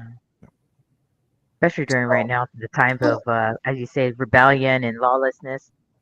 Like I said, Forget it. we don't even leave when it starts getting dark. I wanted to go to the walk at the end of the block so I can get like something to drink, and I was like, yeah, no, it's okay. You know, no, it's not worth it. You know, I'll drink some tea. Because it could be that simple to do just one little thing. Because I wasn't going to buy myself. I was going to take my dog with me. But nowadays, you just read the news. It just nobody really cares. You can't do it. You just there's a spirit of No. rebellion on America and parts of the Yeah. world, and there is a spirit of murder as well that is on some people that are driven to commit these wicked and heinous acts for a variety of reasons. There's another story out of Memphis of the individual, I believe he's 19 years old, that went around and was live streaming him killing people. Ezekiel. Yeah, I mean, so there is a spirit of murder that comes on to some of these individuals, and why are they doing it? Because they can, and so there is not only the spirit of rebellion, but the spirit of murder that takes place. And again, it boils my blood to see bad things happen to good people. Stro, glad you're back in here. Have you heard what we've been saying, Stro? Bits and pieces. I've been trying to reconnect. Well, we're glad that you're Off and on, back. yeah. We're talking about the spirit of murder and the spirit of rebellion that is on America and in different parts of the world as well. And so I'm urging, especially the ladies out there who are walking and jogging and running by themselves, not to do that anymore, because it is just not safe. I'm urging them to find someone to do that with, and maybe even have a group to do that with, because we are in a time now to where it is not safe for a lady to go on her own and do this. Would you agree with that, Stro? Oh, absolutely. There's safety in numbers. Yeah. There So you I go. mean, yeah, This is, and it's so sad for me to have to say that, but we see tragedy after tragedy. And I know that some of you say that you don't want to live in fear and you are entitled to do whatever you want to do. I understand that, but that's not the world that we're living in. That's not reality anymore. So you can make those statements and you're free to make those statements and believe that way, but that's not reality. Reality is there are people out there who are putty in the hands of the devil, and they freely choose to do wickedness, but then the devil will amplify and magnify that, their wicked works. And killing people is part of that wickedness, unfortunately. So it's better safe than sorry. Like Stroh says, it's safety in numbers. An attacker is not going to approach a group of women in most instances and try and accost somebody and do that wicked and heinous act, in front of a group. Chances are the chances of that happening are very, very low, but the chances are great when a person is by themselves, especially a woman, and out at odd hours of the morning, like 3, 4 a.m., 5 a.m. That's very, very dangerous. Mm-hmm. Absolutely. And Des, what tips would you give to the ladies that are Oh out yeah, there this is a right. This is more like a public service announcement, a PSA for sure. Yeah, Always be mindful of your surroundings. I tell could could well, I tell everybody, but overall, always be mindful. When you're getting ready to go to your car, make sure you have your keys in your hand ready. Don't get to your car and you're rifling through your purse or your bag or whatever to get there. Before you enter your car, try to do a quick surveillance. If you're parked next to if you're in the parking lot and you see a van that's next to you or a large truck or something, take a moment to go to the passenger side. It's okay. Like you have time. Your life is worth that 1 or 2 seconds. Don't right away just go. When I see a big vehicle next to my car, I go to the passenger side just to see if there's anybody that's in the driver's side or the yeah, passenger waiting. And the couple of times that I haven't, I've been startled because somebody was waiting there. Obviously, thank you God, nothing happened, but it made me mindful to think of like, hey, abduction happens like that quicker than you can think. And nowadays, people don't care if you scream for help. right. It's not, people aren't quick to jump to be a hero. Nope, Back 20 years ago when maybe people felt a little bit more heroic. Also, don't look at your phone. Whenever I'm walking or whatever, don't be so engaged in your cell phone and your text message or whatever. If you hear a absolutely. footstep behind, I use windows in my peripheral view whenever I'm walking to see if I see anybody walking behind. And then also too, a good deterrence is turn around and look at them. I mean, you don't have to be confrontational, but if you feel, use that holy discernment, use that discernment. We are gifted with this intuition and intuitively to know if it's in your gut and you hear that voice of like, this doesn't feel right. I don't really like this person's vibe. Listen, like Yeah, listen I to it. agree. You're given that for just the other day I was in a store and there was this guy that just did not feel right. Ooh, just thinking about it. And so I was like, man, that guy was just like very dark energy, just heavy. And as much as I did not like having my back towards him, I did not even want to give a moment to make eye contact with him because eye contact as well is almost as an invitation to somebody that isn't mentally in their right state of mind of like, I'm going to approach them. My father always told me, he said, don't make eye contact unless you want to talk to them. I didn't really understand that until I got older. Mhm. And so, because once you make that eye contact, it's almost as if you're opening that door for to be approachable or for whatever an engagement. Yeah, So, Yep. there's You're that's good. acknowledging. Yeah. Yeah, yes. So So, I, go ahead. no, I was gonna say I just popped back in and I apologize. I've been Cash had an gone. emergency. Cash had an emergency. Cashew Anubis Houdini short had an emergency, so we had to take care of that. No, I check my car. I'm a 6'2", 230-pound man, and I check my car every time before I get in there. I always check the back seat. You know, one of the things and you know, you were talking about, you know, just self-defense, you know, and I've seen people saying, yes, guns, big dogs, things like that. There's actually, if you actually have a real actual car key for male or female, just palm it. Yeah. Like that. Very effective. Palm it like that. And if somebody comes at you, I mean, and don't mess around. Go for something vital. Eyes, throat, ears. go something. You have to anything. disable that individual. Yeah. Yeah. And it's very, very basic. It's very simple, but it's one of those things I've taught Leah, I've taught DJ. And you know, very effective. It's and you know, and there's layers. You know, the crime in Southwest Virginia is not what it is in Baltimore or DC or Charlotte or any place like that. But yeah, we've got crime. We've got, you know, and we've actually, you know, it's interesting that Bill's talking about this spirit of rebellion and spirit of murder and things like that. There's been more of that happening in these small towns.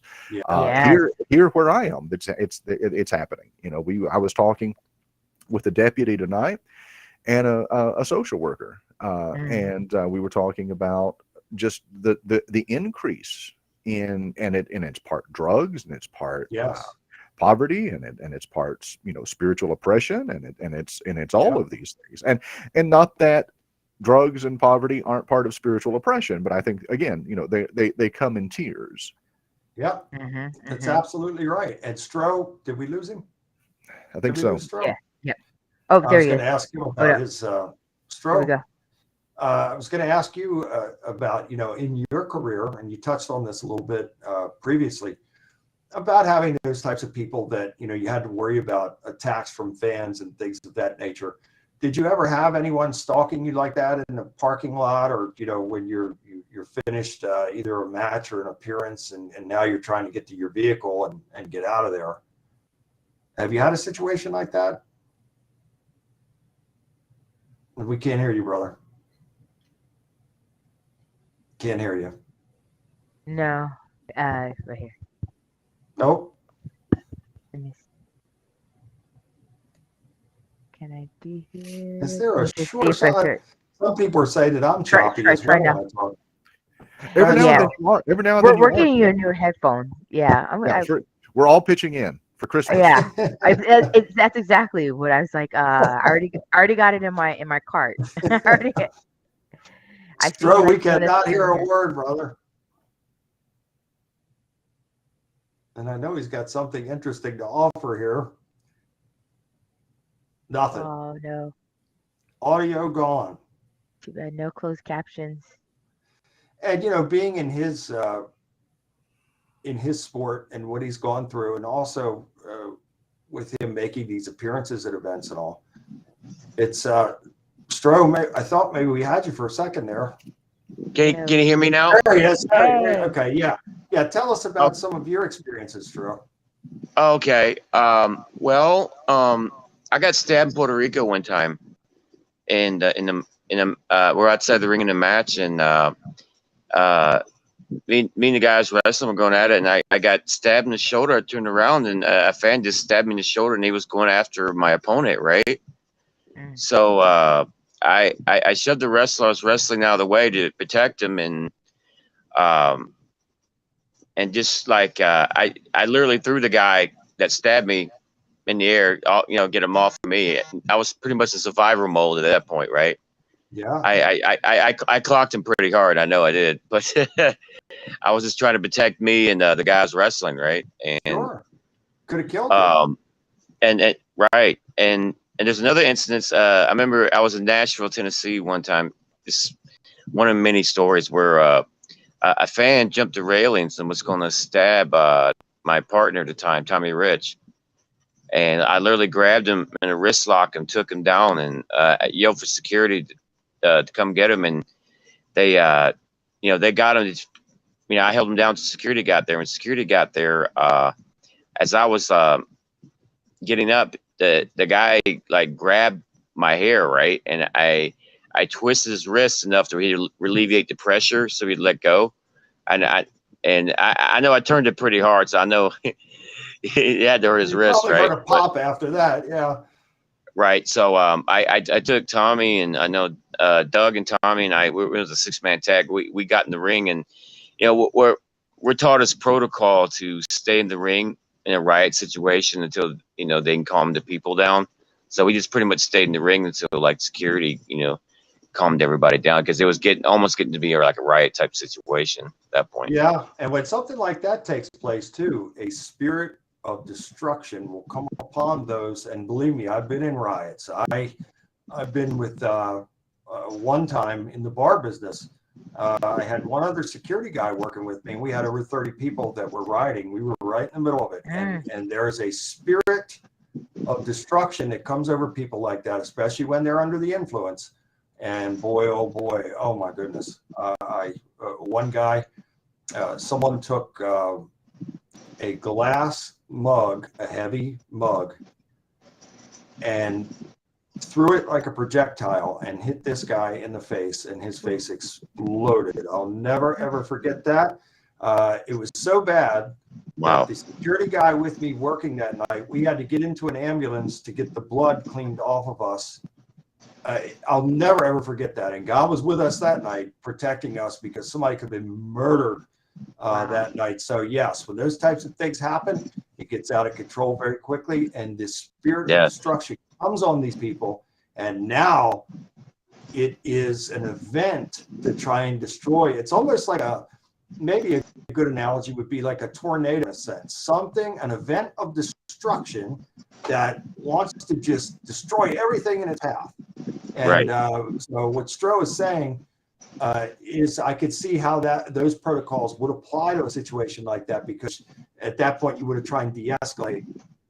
Because if it continues to escalate, it's really, that's how people get killed. And so I even had to. It was just pretty wild. I even had one time I had to give a wrestler a ride home because he generated so much heat that in the parking lot they set his car on fire. Whoa. Isn't that amazing? Yeah. And Crazy. again, these are emotions that get stirred, and the devil will send demons in to amplify and magnify, and then the perpetrator comes under that spirit of destruction, and it could be murder. It could be a person wanting to commit suicide and also murder, taking people along with them. Make no mistake, there are demonic spirits behind this. So, and Des, I'm sure you've seen plenty, over your years, and then having military service as well. I was in corrections for like 8 years, so riots and all that. Yeah. Federal corrections. So you understand all this very well. Oh yeah, maximum. I worked all the security levels, male and females. Saw a lot, and I also was in the the SORT team, the DCT, disturbance control, hostage negotiation. So yeah, I was right there in the thick of all of it. Yeah, I liked it. I mean, I like the training. It was great for our mindset, the camaraderie, and everything. I just know a couple of incidences and they're mostly in new institutions. Lovelock, my first prison out in Reno, Nevada. I was two out there. I was young. I was like 20, 21, and man, it was intense. I mean, like what you see in the movies. That one was in the movies. The feds, not so much, depending on which institution that you work at. But man, Lovelock was just an eye opener. I still yet haven't really seen movies that parallel as well to the reality of what things were. Now, see, I thought it was like the mob, but I mean, you're surrounded by people who just either don't care or maybe are there by bad circumstances. You have to really. I didn't know much about spiritual warfare then to protect myself. I did have like some people put hands on and altercations and incidents and whatnot.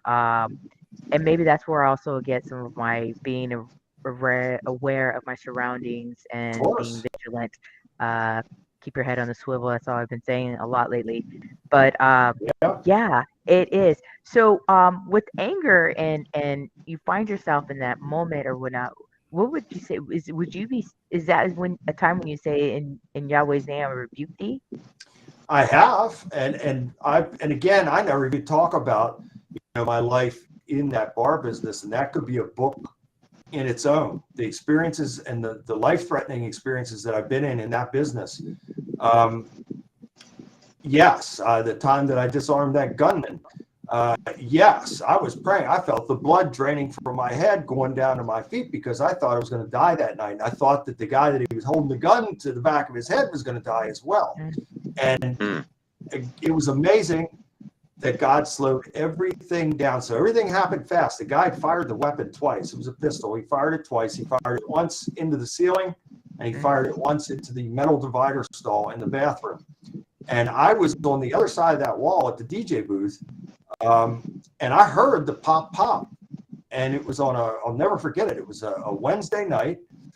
It was slow, but the music was playing loud. And I heard the pop. I knew right away what it was. And my instinct always is to run and rush to the situation. And I started out doing that, but then something supernatural started happening and God slowed me down. He slowed everything down like in slow motion. And I got to this door. Yes, Travis. I didn't want to smile while you're telling the story. And it's all true. Every bit of it is true. Me. But I got to that door, to the bathroom door. Now that door had a spring on it that when you open the door, it had to squeak, that anybody would know if somebody was coming in that door. But on this occasion, this is where God came in. So God slowed everything down. I eased that door open, and that door did not make a sound. I had worked in that place for a long time. That door made a squeaking sound every time you open it, but on this occasion, that door made no sound. I eased the door open. All of this stuff is coming out of the ceiling like it's snowing because he shot into the ceiling, and he's standing there, and the guy is at the urinal, and he's standing behind the guy with the weapon, the gun to the back of his head. And so now I can't close that distance because it's probably at least 15 feet from where I'm standing to where the gunman is standing. I can't, and at that point, I felt the blood leaving my head. I thought, boy, this is it. I'm probably gonna be one of these people that die tonight because I'm gonna do everything I can to save this guy. So I ease back out the door, and I'm waving everybody away, telling them to get away, get out of the way. And the little busboy came up to me, and I whispered to him, call 911, and off he goes. So at that point, I turned to go back into the bathroom, and now the perpetrator is standing behind the victim. Now, what happened? This was a drug deal gone bad. I didn't know at the time. But that's what it was. And so now they're coming out. He's behind the victim. And so as soon as they got close to me, I swept his feet out and then disarmed him and held him down in a choke, a loose choke. And I'm sorry to say this too, but this is exactly what I said to him. If you move, I'm going to break your neck. So do not move. And I stayed on top of him for probably 10 minutes until the police came. And he went to prison. I had to go to court, and he served prison time, I think, for 3.5 years. And I'm sorry, and I hope the man is doing well now. I wish him well. But that was a situation that God intervened. He had the weapon ready to fire again. The trigger was back and ready to go again. And God, that was supernatural, divine intervention in a situation where I could have been dead, the victim, and other people that were in the vicinity that night could have died as well. So, boy, praise God. I'll never ever forget that. But I've had, we could go, and it probably, Travis, you're right. That'll be a heck of a book, and it is all true. I'll never ever forget it. So, before Well, I becoming think we should let it. I think we should let everybody vote. I think the title should be Brother Bill Bean's Book of Bar Brawls. I think that's what we should call this book. That's what we're laughing about because And- that's what he wrote. So, but And right is I was even involved in a brawl, and Stroh knows this Really? wrestler with a wrestler on two occasions. One, Lex Luger, and that Lex was Luger? a club that I was head of security and managing in the Baltimore area. And someone was, I had to stop Lex Luger from, and it wasn't Lex Luger's fault. This individual kept bothering him and pestering him. And then another time, Brian Pillman, and one of my security guys, and I still don't know what that was about, but they were nose to nose, ready to go, and I had to step in between them and stop that because that would have gotten ugly very fast. And Tom Zank, the Z-Man, was there with Brian Pillman, and Tom Zank and I actually worked together in eradicating and rectifying that situation very quickly before that got out of hand. And Brian Pillman ended up apologizing to me and asked me if he could use the phone. I called him a cab and got him and Tom Zank out of there. But those situations could have been very, very dangerous situations. And Stroh knows all these guys that I'm talking about.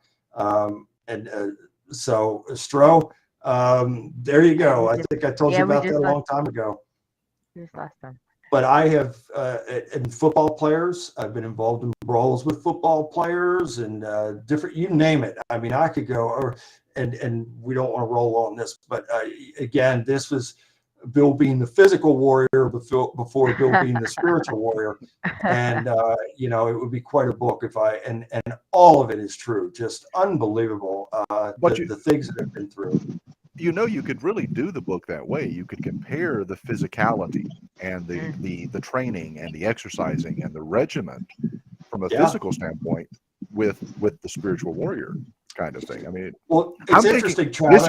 This could be book 13. Well, I mean, we've it's already interesting in UFOs the sense and that people, even back in that business, and I had faith, but I wasn't certainly where I'm at now. But even back then, people were coming to me, telling me their problems, asking for advice, all these kinds of. So in a way, it was a preparation process from God to get me to where I'm at now, and I had to go through all those things in order to be where I'm at right now.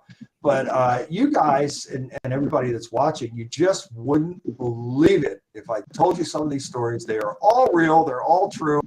I don't know how Stroh and I didn't cross paths back then, because when the wrestlers were in town, they would all come to the place that I was working at. And it happened also early in my career in that business, in a place called Hammerjacks in Baltimore, Maryland, where the Ravens football stadium is right now. That's where I first met Lex Luger and the Road Warriors and Sting and all these individuals. I knew them all, and it was from that place at coming in there. And then I used to train at a gym called Powerhouse Gym in Linthicum. It was over by BWI Airport, and I knew a lot of those guys, and I trained with some of those guys. I trained back with Hulk Hogan one day in Powerhouse Gym. You name it. I've met these guys, and a lot of these guys have come in, and I'm surprised Stroh and I didn't, our paths didn't connect back then, because a lot of the guys that he knows, I knew back then. Wow. That's all here in Baltimore too, huh? Yeah. So every time they came to town for wrestling events, they would stay at the same place, they would train at the same gym, and they would go to the same bar. And so it was routine.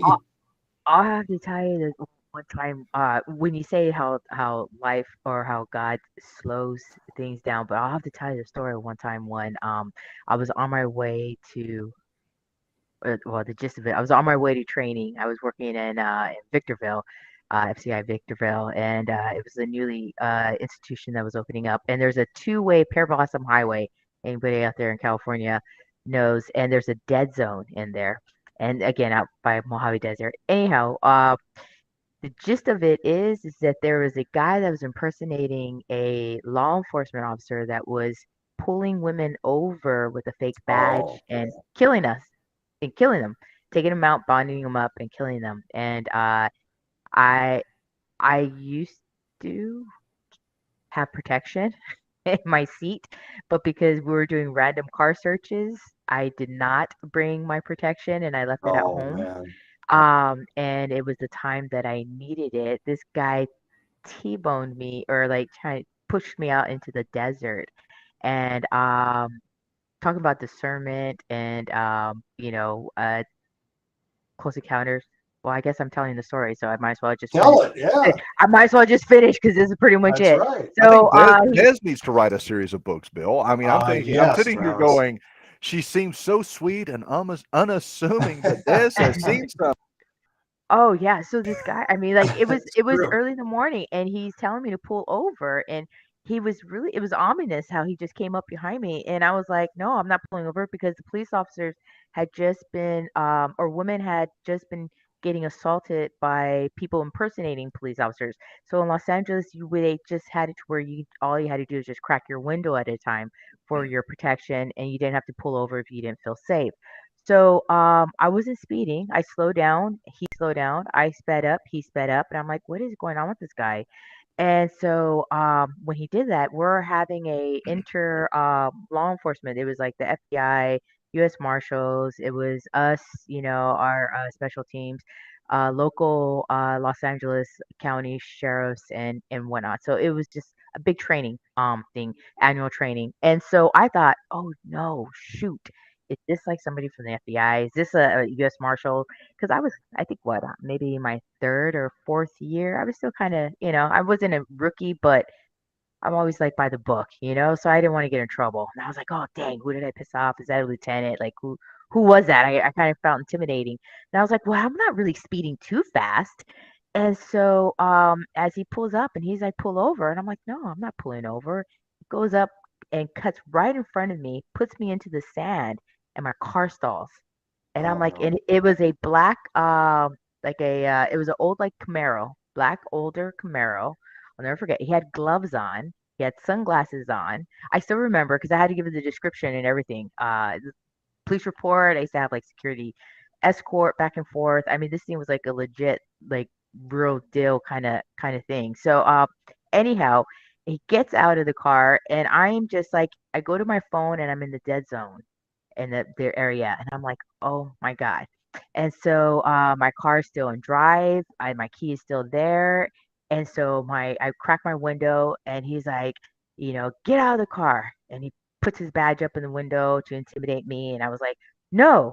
So I open the window. No, I'm not getting out of the car. He's like, get out of the car right now, and I was like, no. And then he was like, and I was like, what's your badge number? Because I wanted to see what it was. And then he was like, I'm an officer. You need to get out of the car. And something inside my gut told me, no, he's going to kill Thank me. God. I'm going to die. Like, this isn't right. And I was like, well, I have a badge too. So I grabbed my federal officer badge and I was like, now who's your commanding officer? Who's your officer? And when I did that, he took 2 steps back, like in shock. And so I'm thinking, this isn't right. Something isn't right here. And so I was like, let me see. Like, I was getting get ready to exchange information. And I'm thinking, oh, I can't wait to get to the institution so I can talk to them. And I can't wait, wait till I tell my officers, my brothers and stuff what this guy is doing. Because, there's always like a little internal rivalry between different departments and Sure. whatnot.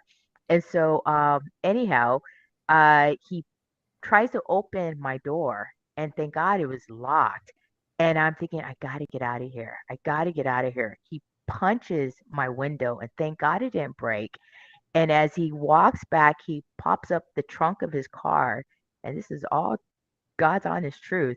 And I was thinking, something said, he's going to kill you. So only by the grace of God was I able to literally put it from drive into park, turn off my ignition, return on my ignition, and roll my car back. So in a way that I didn't spin out my tires in the dirt and get stuck because it's front row tires, and be able to leave. As I pulled out to leave, I can see to my right, and there's a shotgun, there's yellow rope twine in there, and I'm thinking, oh my god, this guy is going to kill me. Like, Yeah. I saw the It 12 certainly gauge right in was. there. So he goes and you can see him cursing, shuts the trunk off, and then he pursues me. And he actually chases me. And we're in this Wow. pursuit. I'm in this I was in a Honda Civic 99. And so I am driving for my life. Now, towards the end of Pear Blossom Highway, there's a sharp right turn. And if you don't make it well enough or whatever, you'll go straight into the desert. And so I am praying to God, help me, help me, help me. And I was like, oh my God. It's early in the morning, like 6 or 7, and I am making as much noise as I can. I'm honking my horn. I have lights on. Like I'm trying to sound like a fire truck going through. And there's a bunch of dips in the rural area, and I'm driving through the neighborhood, and I'm thinking if I drive through a neighborhood to get people's attention, it's It's going going to to be alert short. them. Yeah. Right. No, this guy was straight after me. He did not stop and he was committed to like follow me and he kept on trying to like ram me or try to like hit me. And so I was able to get back on the road. I crossed over. It was a really dangerous interstate highway that a lot of car accidents happened on. I can't think of it right now, but it's on your way to Barstow going towards Vegas, and I ran a red light. I remember I was just praying to God, and I was like, I ran it. I almost got hit by a semi truck, and I was like, for sure, this guy is not going to be able to cross this busy thing. He did. Sometimes when the Wow. devil is with people, That's they right. can do these like superhuman and insane That's things. right. So I was like almost to my institution. Thank God I finally get to my institution and we're out like in nowhere land, They usually build prison institutions not around in your, friendly neighborhoods. And Sure. so I pull in, I drive all the way up. I drive all the way up into the perimeter road. I got in trouble because I got into the perimeter road and I'm honking the horn for my OSP, the outside perimeter truck, and saying, help me. And I was by then now I'm panicked because this guy's still following me into the institution. I was like, this guy is not stopping. I Yeah. mean, He was who does bent not on stop? killing you. He was intent on something. And Yeah. so I tried to get, my officer's shotgun and so I can go after him. And he was like, no. And so I tell the whole situation and, they went to chase and we could only chase him as far as like a certain amount to the perimeter and I had to file a report. And then that's when they're like, oh, well, this is what's been going on. And I was like, why hasn't anybody said anything? Like, I think being female officers and females, you should alert the public of that Yeah. this has been going on. Women have been getting killed, and this person has been impersonating. Fast forward, I was assigned an officer, and I had to be escorted. I I helped catch him. We caught him. Thank This guy God. was still cruising back and forth Pear Blossom Highway and he was a volunteer firefighter. That's what he was using as a badge, and he was trying to like he had everything in it. I remember I was driving with another coworker because I couldn't drive myself, and I see him going the opposite, and I'm like. There he is. I was like, turn around. She's like, no. And she was like an educator. So, here's me, high speed, get him. She's like, no, I was like, turn around, get him. I was like calling Yeah. 911. Absolutely.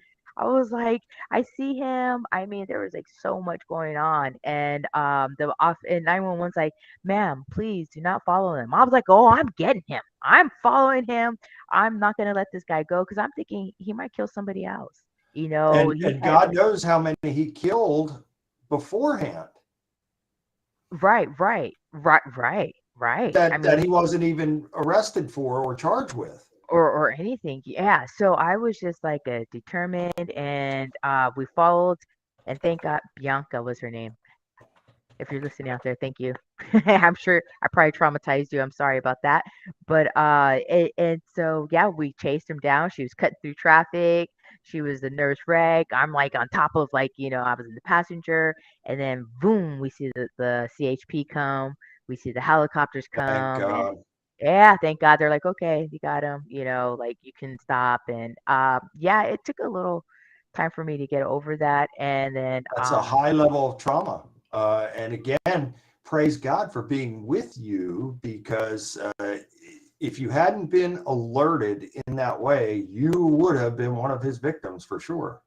oh, absolutely. Yeah. So when I say that we have this intuitive think, yeah, every time I've been into these close encounters of like, almost, oh, I got plenty to others to tell, but yeah, Travis, we're going to have to dig a little deeper here. I think there's a book in the making. Uh-oh. I'm muted. I'm telling you, man, Okay. she's got her own stories. This Yeah. is, and if I oh only knew yeah. somebody that could design a book cover for her, Yeah. We'd be in business then. I we'd be in I would business then. even, I mean, Yeah. yeah, no, I it, wouldn't even know what but to say. I was listening to her tell that story. That is not uncommon for, especially here in Southwest Virginia, Eastern Kentucky, Northeast Tennessee, for guys to drive around with fake badges or volunteer fire badge, something that seems official and pull women over. And the problem is, it's one of those things that we are brainwashed. When we see a badge, we automatically assume that, Yeah. number one, we've done something wrong, they're in the right, so we have to acquiesce to them. And it really is that getting people to change that mindset. I love law enforcement. My mother's family is all law enforcement. I mean, they were all, police officers, Department of Corrections, U.S. Marshals. I mean, that's I'm the outlier. I'm the one that went to public relations and media. Everybody else was like lawyers and law enforcement. My dad's family were coal miners and things like that. I'm just like this really weird outlier. But it is getting to that point that they, just because someone is wearing a uniform and a badge, it does not automatically make them right, and it does not Right, automatically mean you're safe. Yeah. right. Yeah, it's And very true. that is a horrible statement, but it is a fact in the time that we live in right now. Yeah. Mm-hmm. It's very Those easy things for are these not one and the people. same. It's easy for these people now to get these, I would call it a costume, because if you're not real law enforcement, you're an imposter where you're wearing a costume. And it's very easy to do this now. And so if a person Yeah, has that type of intent and then driven by demonic forces to carry out such wicked and heinous acts, well, this is, we see in America, a lot of people go missing every day in America and then the world as well. And I would have to think that in some of these cases, it would probably be something similar to what you experienced, Des. oh yeah. I'll have to tell you the time the ice cream truck tried to kidnap me See, too. Travis, I knew there was more. Oh yeah, exploding cars. Oh yeah, See, and my whole family calls me Nine Lives. And see, I was just having a conversation with my former personal assistant the other day, and I'm like, "Do you remember that one time I had my face kicked in West Virginia, and I was in Oh the head goodness. trauma ward with the breathing tube and the catheter and the PICC line?" Oh, And she was like, she's like, "You say it so nonchalantly." She goes, "Please don't ever have that conversation in public again." She goes, "Because there's just so much there." I said, "I Yeah. know." I said, "But it's, so that's the only story I got. I mean, that's mine, but oh, well, Oh, I think that Stroh, she'd be a good worker. She'd, you could put her in the ring there. I think she'd do pretty well. I'm thinking Des could be a bodyguard if she wanted Yeah. to. If she was so I could. inclined, I think she could be. Yes. See, There you Forgot. go, Stroh. She could be your Yes. new valet going into the ring.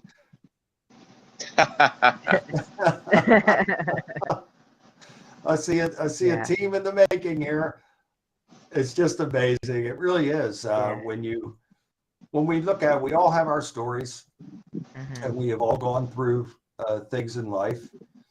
And praise God for pulling us through, for helping us to be able to endure and move forward past it, because a lot of people, unfortunately, especially females in situations like that, they're not going to be able to think, because Right. when you're in a situation like that, everything shuts down. Fear is now taken over. And so the trauma and the magnitude of what is taking place will cloud rational thinking and judgment, being able to put any type of plan into action. There's no way, because the emotion has taken effect, and there's no way that you can properly think about something. And so for you to be able to do that, is attributed to truly. training. That's why. Well, and people because there was other incidents before and all that training, and I always said it was God when I was Yeah. 15 years old. Another story where God worked miracles that able to make me so calm because most people would panic and not be able to do or get out of situations Yeah. and whatnot. I fought somebody that tried to kidnap me, like literally. The guy will pick me up. I was about 6 years old, seven, my Oh grandmother, my goodness. and I jumped out of the car. And how I was able to get out of the locked door and roll out and crawl. And now, mind you, there's fire departments, police all over the place. The guy was so like brazen to just pick me up at that time. Another story, but again, it's always God. I always gotta say it's always God. And when people are like, "How do you do this?" or "How did you survive?" or I was like, "God." Yeah, It's just no, it's true. straight up. It's It's all God. absolutely true. And I'm here by boy, oh God's will boy, and grace. the more we hear, Travis, the more this is a book in the making.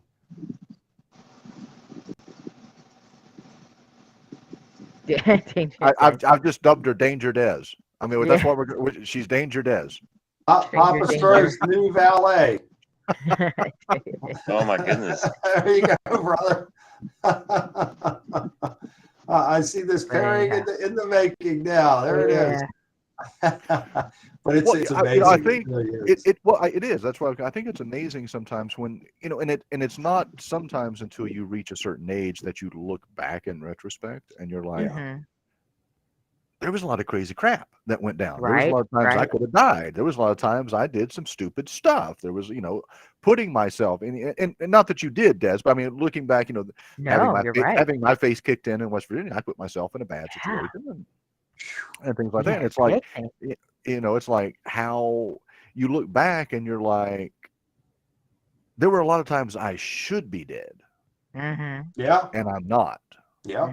And actually, my former personal assistant, when we were talking about some of the stories, because I, similar kinds of some things, she's like, you should be dead so many times. She goes, she's not a believer in any form or fashion. She's pretty much an atheist, agnostic. She's like, if I were to believe in God, I would believe that you're alive for a reason, because you're still alive after all of the things that you've been through.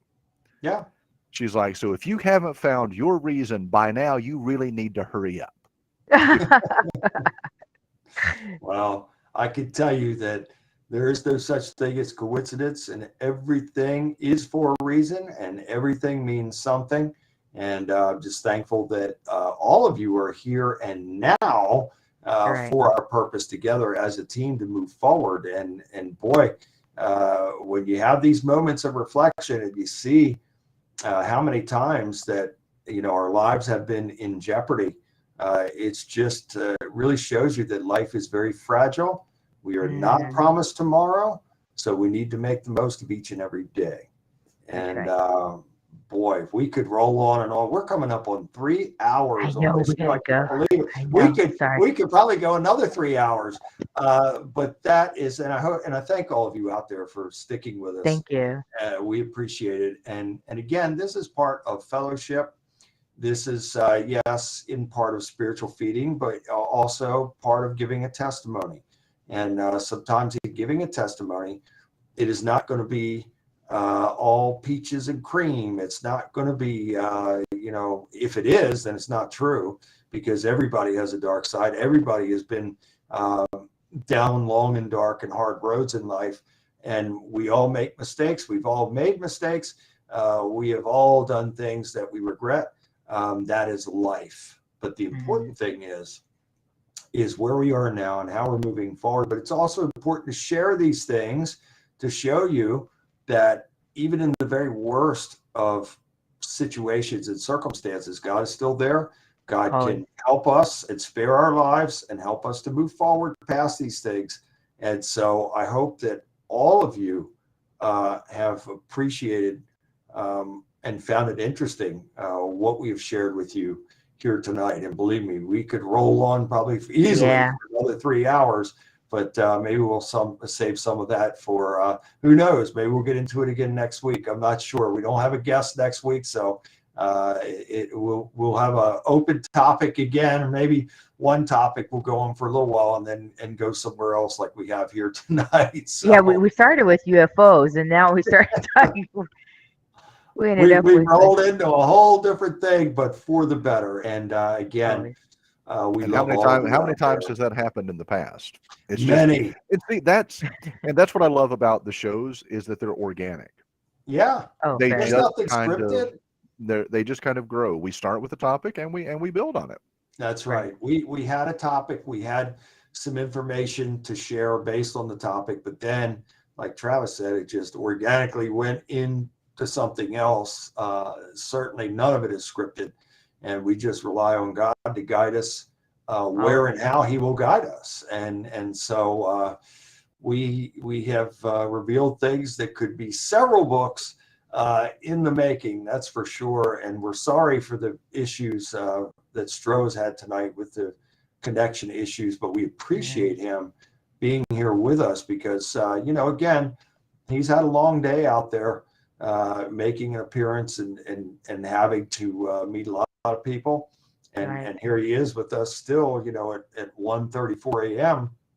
Eastern time, still hanging in there with us. And we've lost him several times, but that's okay. He's still here, and we appreciate him being here and being a part of our team. Absolutely.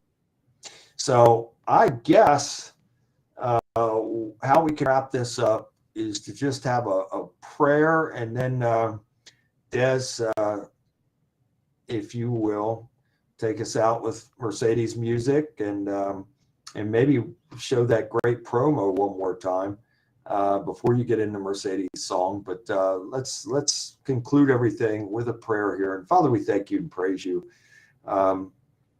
for working through us. Number one, for speaking through us to speak truth, and secondly, for working through us to be a blessing, and for helping us to have the courage to share some of these very personal stories and things that have taken place in our lives. And I thank you and praise you for sparing each and every one of us. And I thank you and praise you for having us all together here and now. We thank you for this, Father. We thank you for the fellowship. And there's nothing greater than when we can all come together and give you praise, thanks, and worship for everything. And we'll continue to do that every time that we have a gathering and a show and a service, and certainly in each and every day as well. We thank you and praise you for this and for everything forevermore in Jesus' name. So I guess, Des, one final word, and then Travis will have the last word. And if we could get Stroh back, if not, then we'll see him next week. So go ahead, Des. Yeah, UFOs are real. They exist. God is real. Stay in warrior mode. Faith, strength, and courage 24/7, 360. That's right. Do not rest because evil doesn't rest. And that it was a blessing, brothers. And thank you so much, everybody that joined. Des the Delivered, I think, was another nickname, so that was cool. And thank you so much for letting me share with you this evening. Love that. Very powerful testimony. Travis? As always, I have a lot like you and Des and Papa Stroh going on through the week, and I have so many people ask me, like, why do you choose to spend 3 hours on a Saturday night? I said, honestly, number one, it's something totally different. I'm not focusing on work. I'm not necessarily focusing on schoolwork. It's a nice break. I love hanging out with you guys. Me too. I love interacting. I love what we talk about. I love the different perspectives that we bring to the table. We don't have to agree, but we can agree to disagree, and we can and that's what I think actually forms a much stronger bond, is that because that agreeing to disagree breeds respect, and that respect just builds the relationship that we have, that foundation that we have. It's going to be, hit the ground running. Actually, I'm probably not going to go to sleep for a few hours. I got a few other class projects I've got to work on, and a few other things, and I've got to review a couple of things for some clients and do some things like that. And busy day tomorrow, back at work and coursework. And then I'm going to give a plug to our friend Steve Hodgson. I'm going to be on his Yeah. show again this coming Thursday, Awesome. Oh, cool. 8 And o'clock. Steve and Jen are also, they made a statement in the book too, and I appreciate it. So yeah, they're part of it. And I know you keep apologizing for not including, but you can't include everybody in one book. That's why there's going to have to be, a sequel and a third, because the That lives is true. just the lives Yeah. that you've touched. There's no way that you can get them all In one book. into one book. It's just, Mhm. and there's going to be more, and Yeah. hopefully, honestly, I mean, the you and I have discussed it. I think that this particular foundation, Tales from an Exorcist, is the pitch for an actual TV show, actually going through Yeah. and doing these shows and focusing on these lives. But yeah, I'll be on Steve's show Thursday night, and I'm hoping, actually, it's going to be very interesting because Yeah. this hasn't happened in years. I'm hoping that my cousin Matthew Fleming, who was the other producer on Dark Wings, is going to join me Thursday night. So everybody will actually get a different perspective from not just the documentary, but also the process and the research that he did and his theories and his. So Well, we'll have to get Matthew on here. we can do that. I would love to. Yeah. It's been a long time since we've done anything. I think the last thing that we did together was probably Coast to Coast AM in 2008 or 2009. And so, if he's right now, I'm trying to work with his schedule because he's got a very crazy schedule. Like I said, they're all law enforcement. He's DOC. He's got Yeah. and he's Mhm. internal investigations for one of the locations here in Virginia. He does all the internal investigations and things like that. But yeah, really cool guy and really big into the supernatural, the paranormal. Bigfoot is his thing. Mothman was just kind of this thing. He tagged along just because, but Bigfoot is his, UFOs, things like that. But hopefully he's going to join me that on Thursday night. And if he does, Great. then you guys are in for a treat, because like I said, it's been probably 12, 13 years since he's done a radio show talking about Dark Wings and Mothman and things like that. So that's coming up on Thursday. At the same time, I may end up back in London, Kentucky, because next week is the World Chicken Festival in London. So I may be going back down to do that for a little bit. I missed the Mothman Festival was this weekend. Thursday, Friday, and Saturday, the Mothman Festival was taking place in Point Pleasant. I couldn't make it, but may go back to the Chicken Festival in London.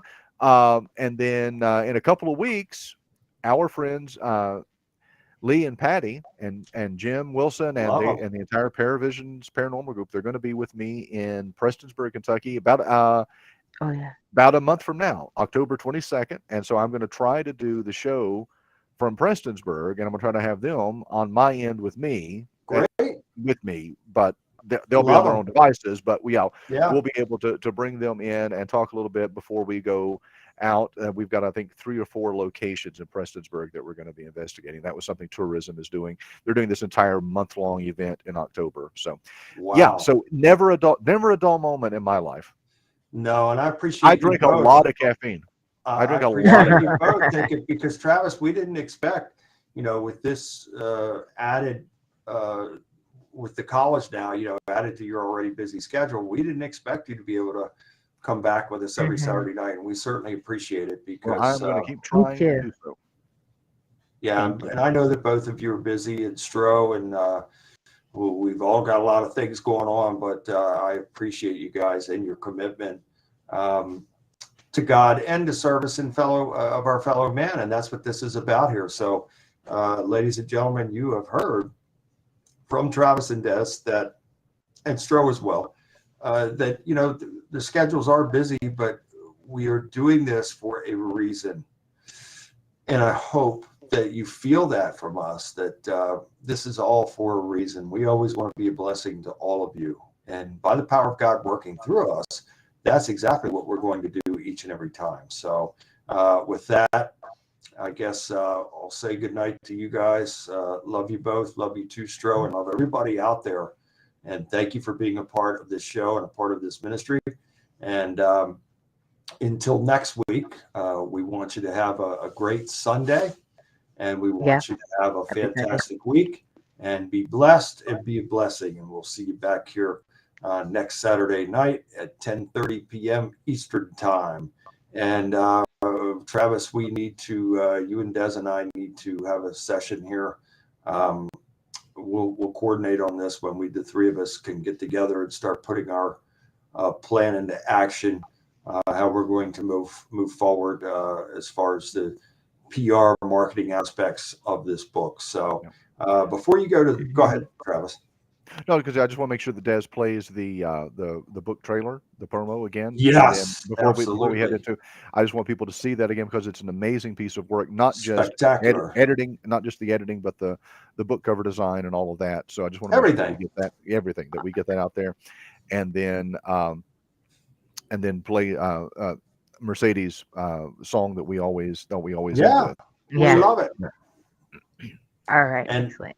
And so we will see you guys next week, and Des is going to take us out with these things, and much love and God bless you all. And we'll be back here again, same time, same channel next week. Yes. Good night, everybody. Love and God bless all of you.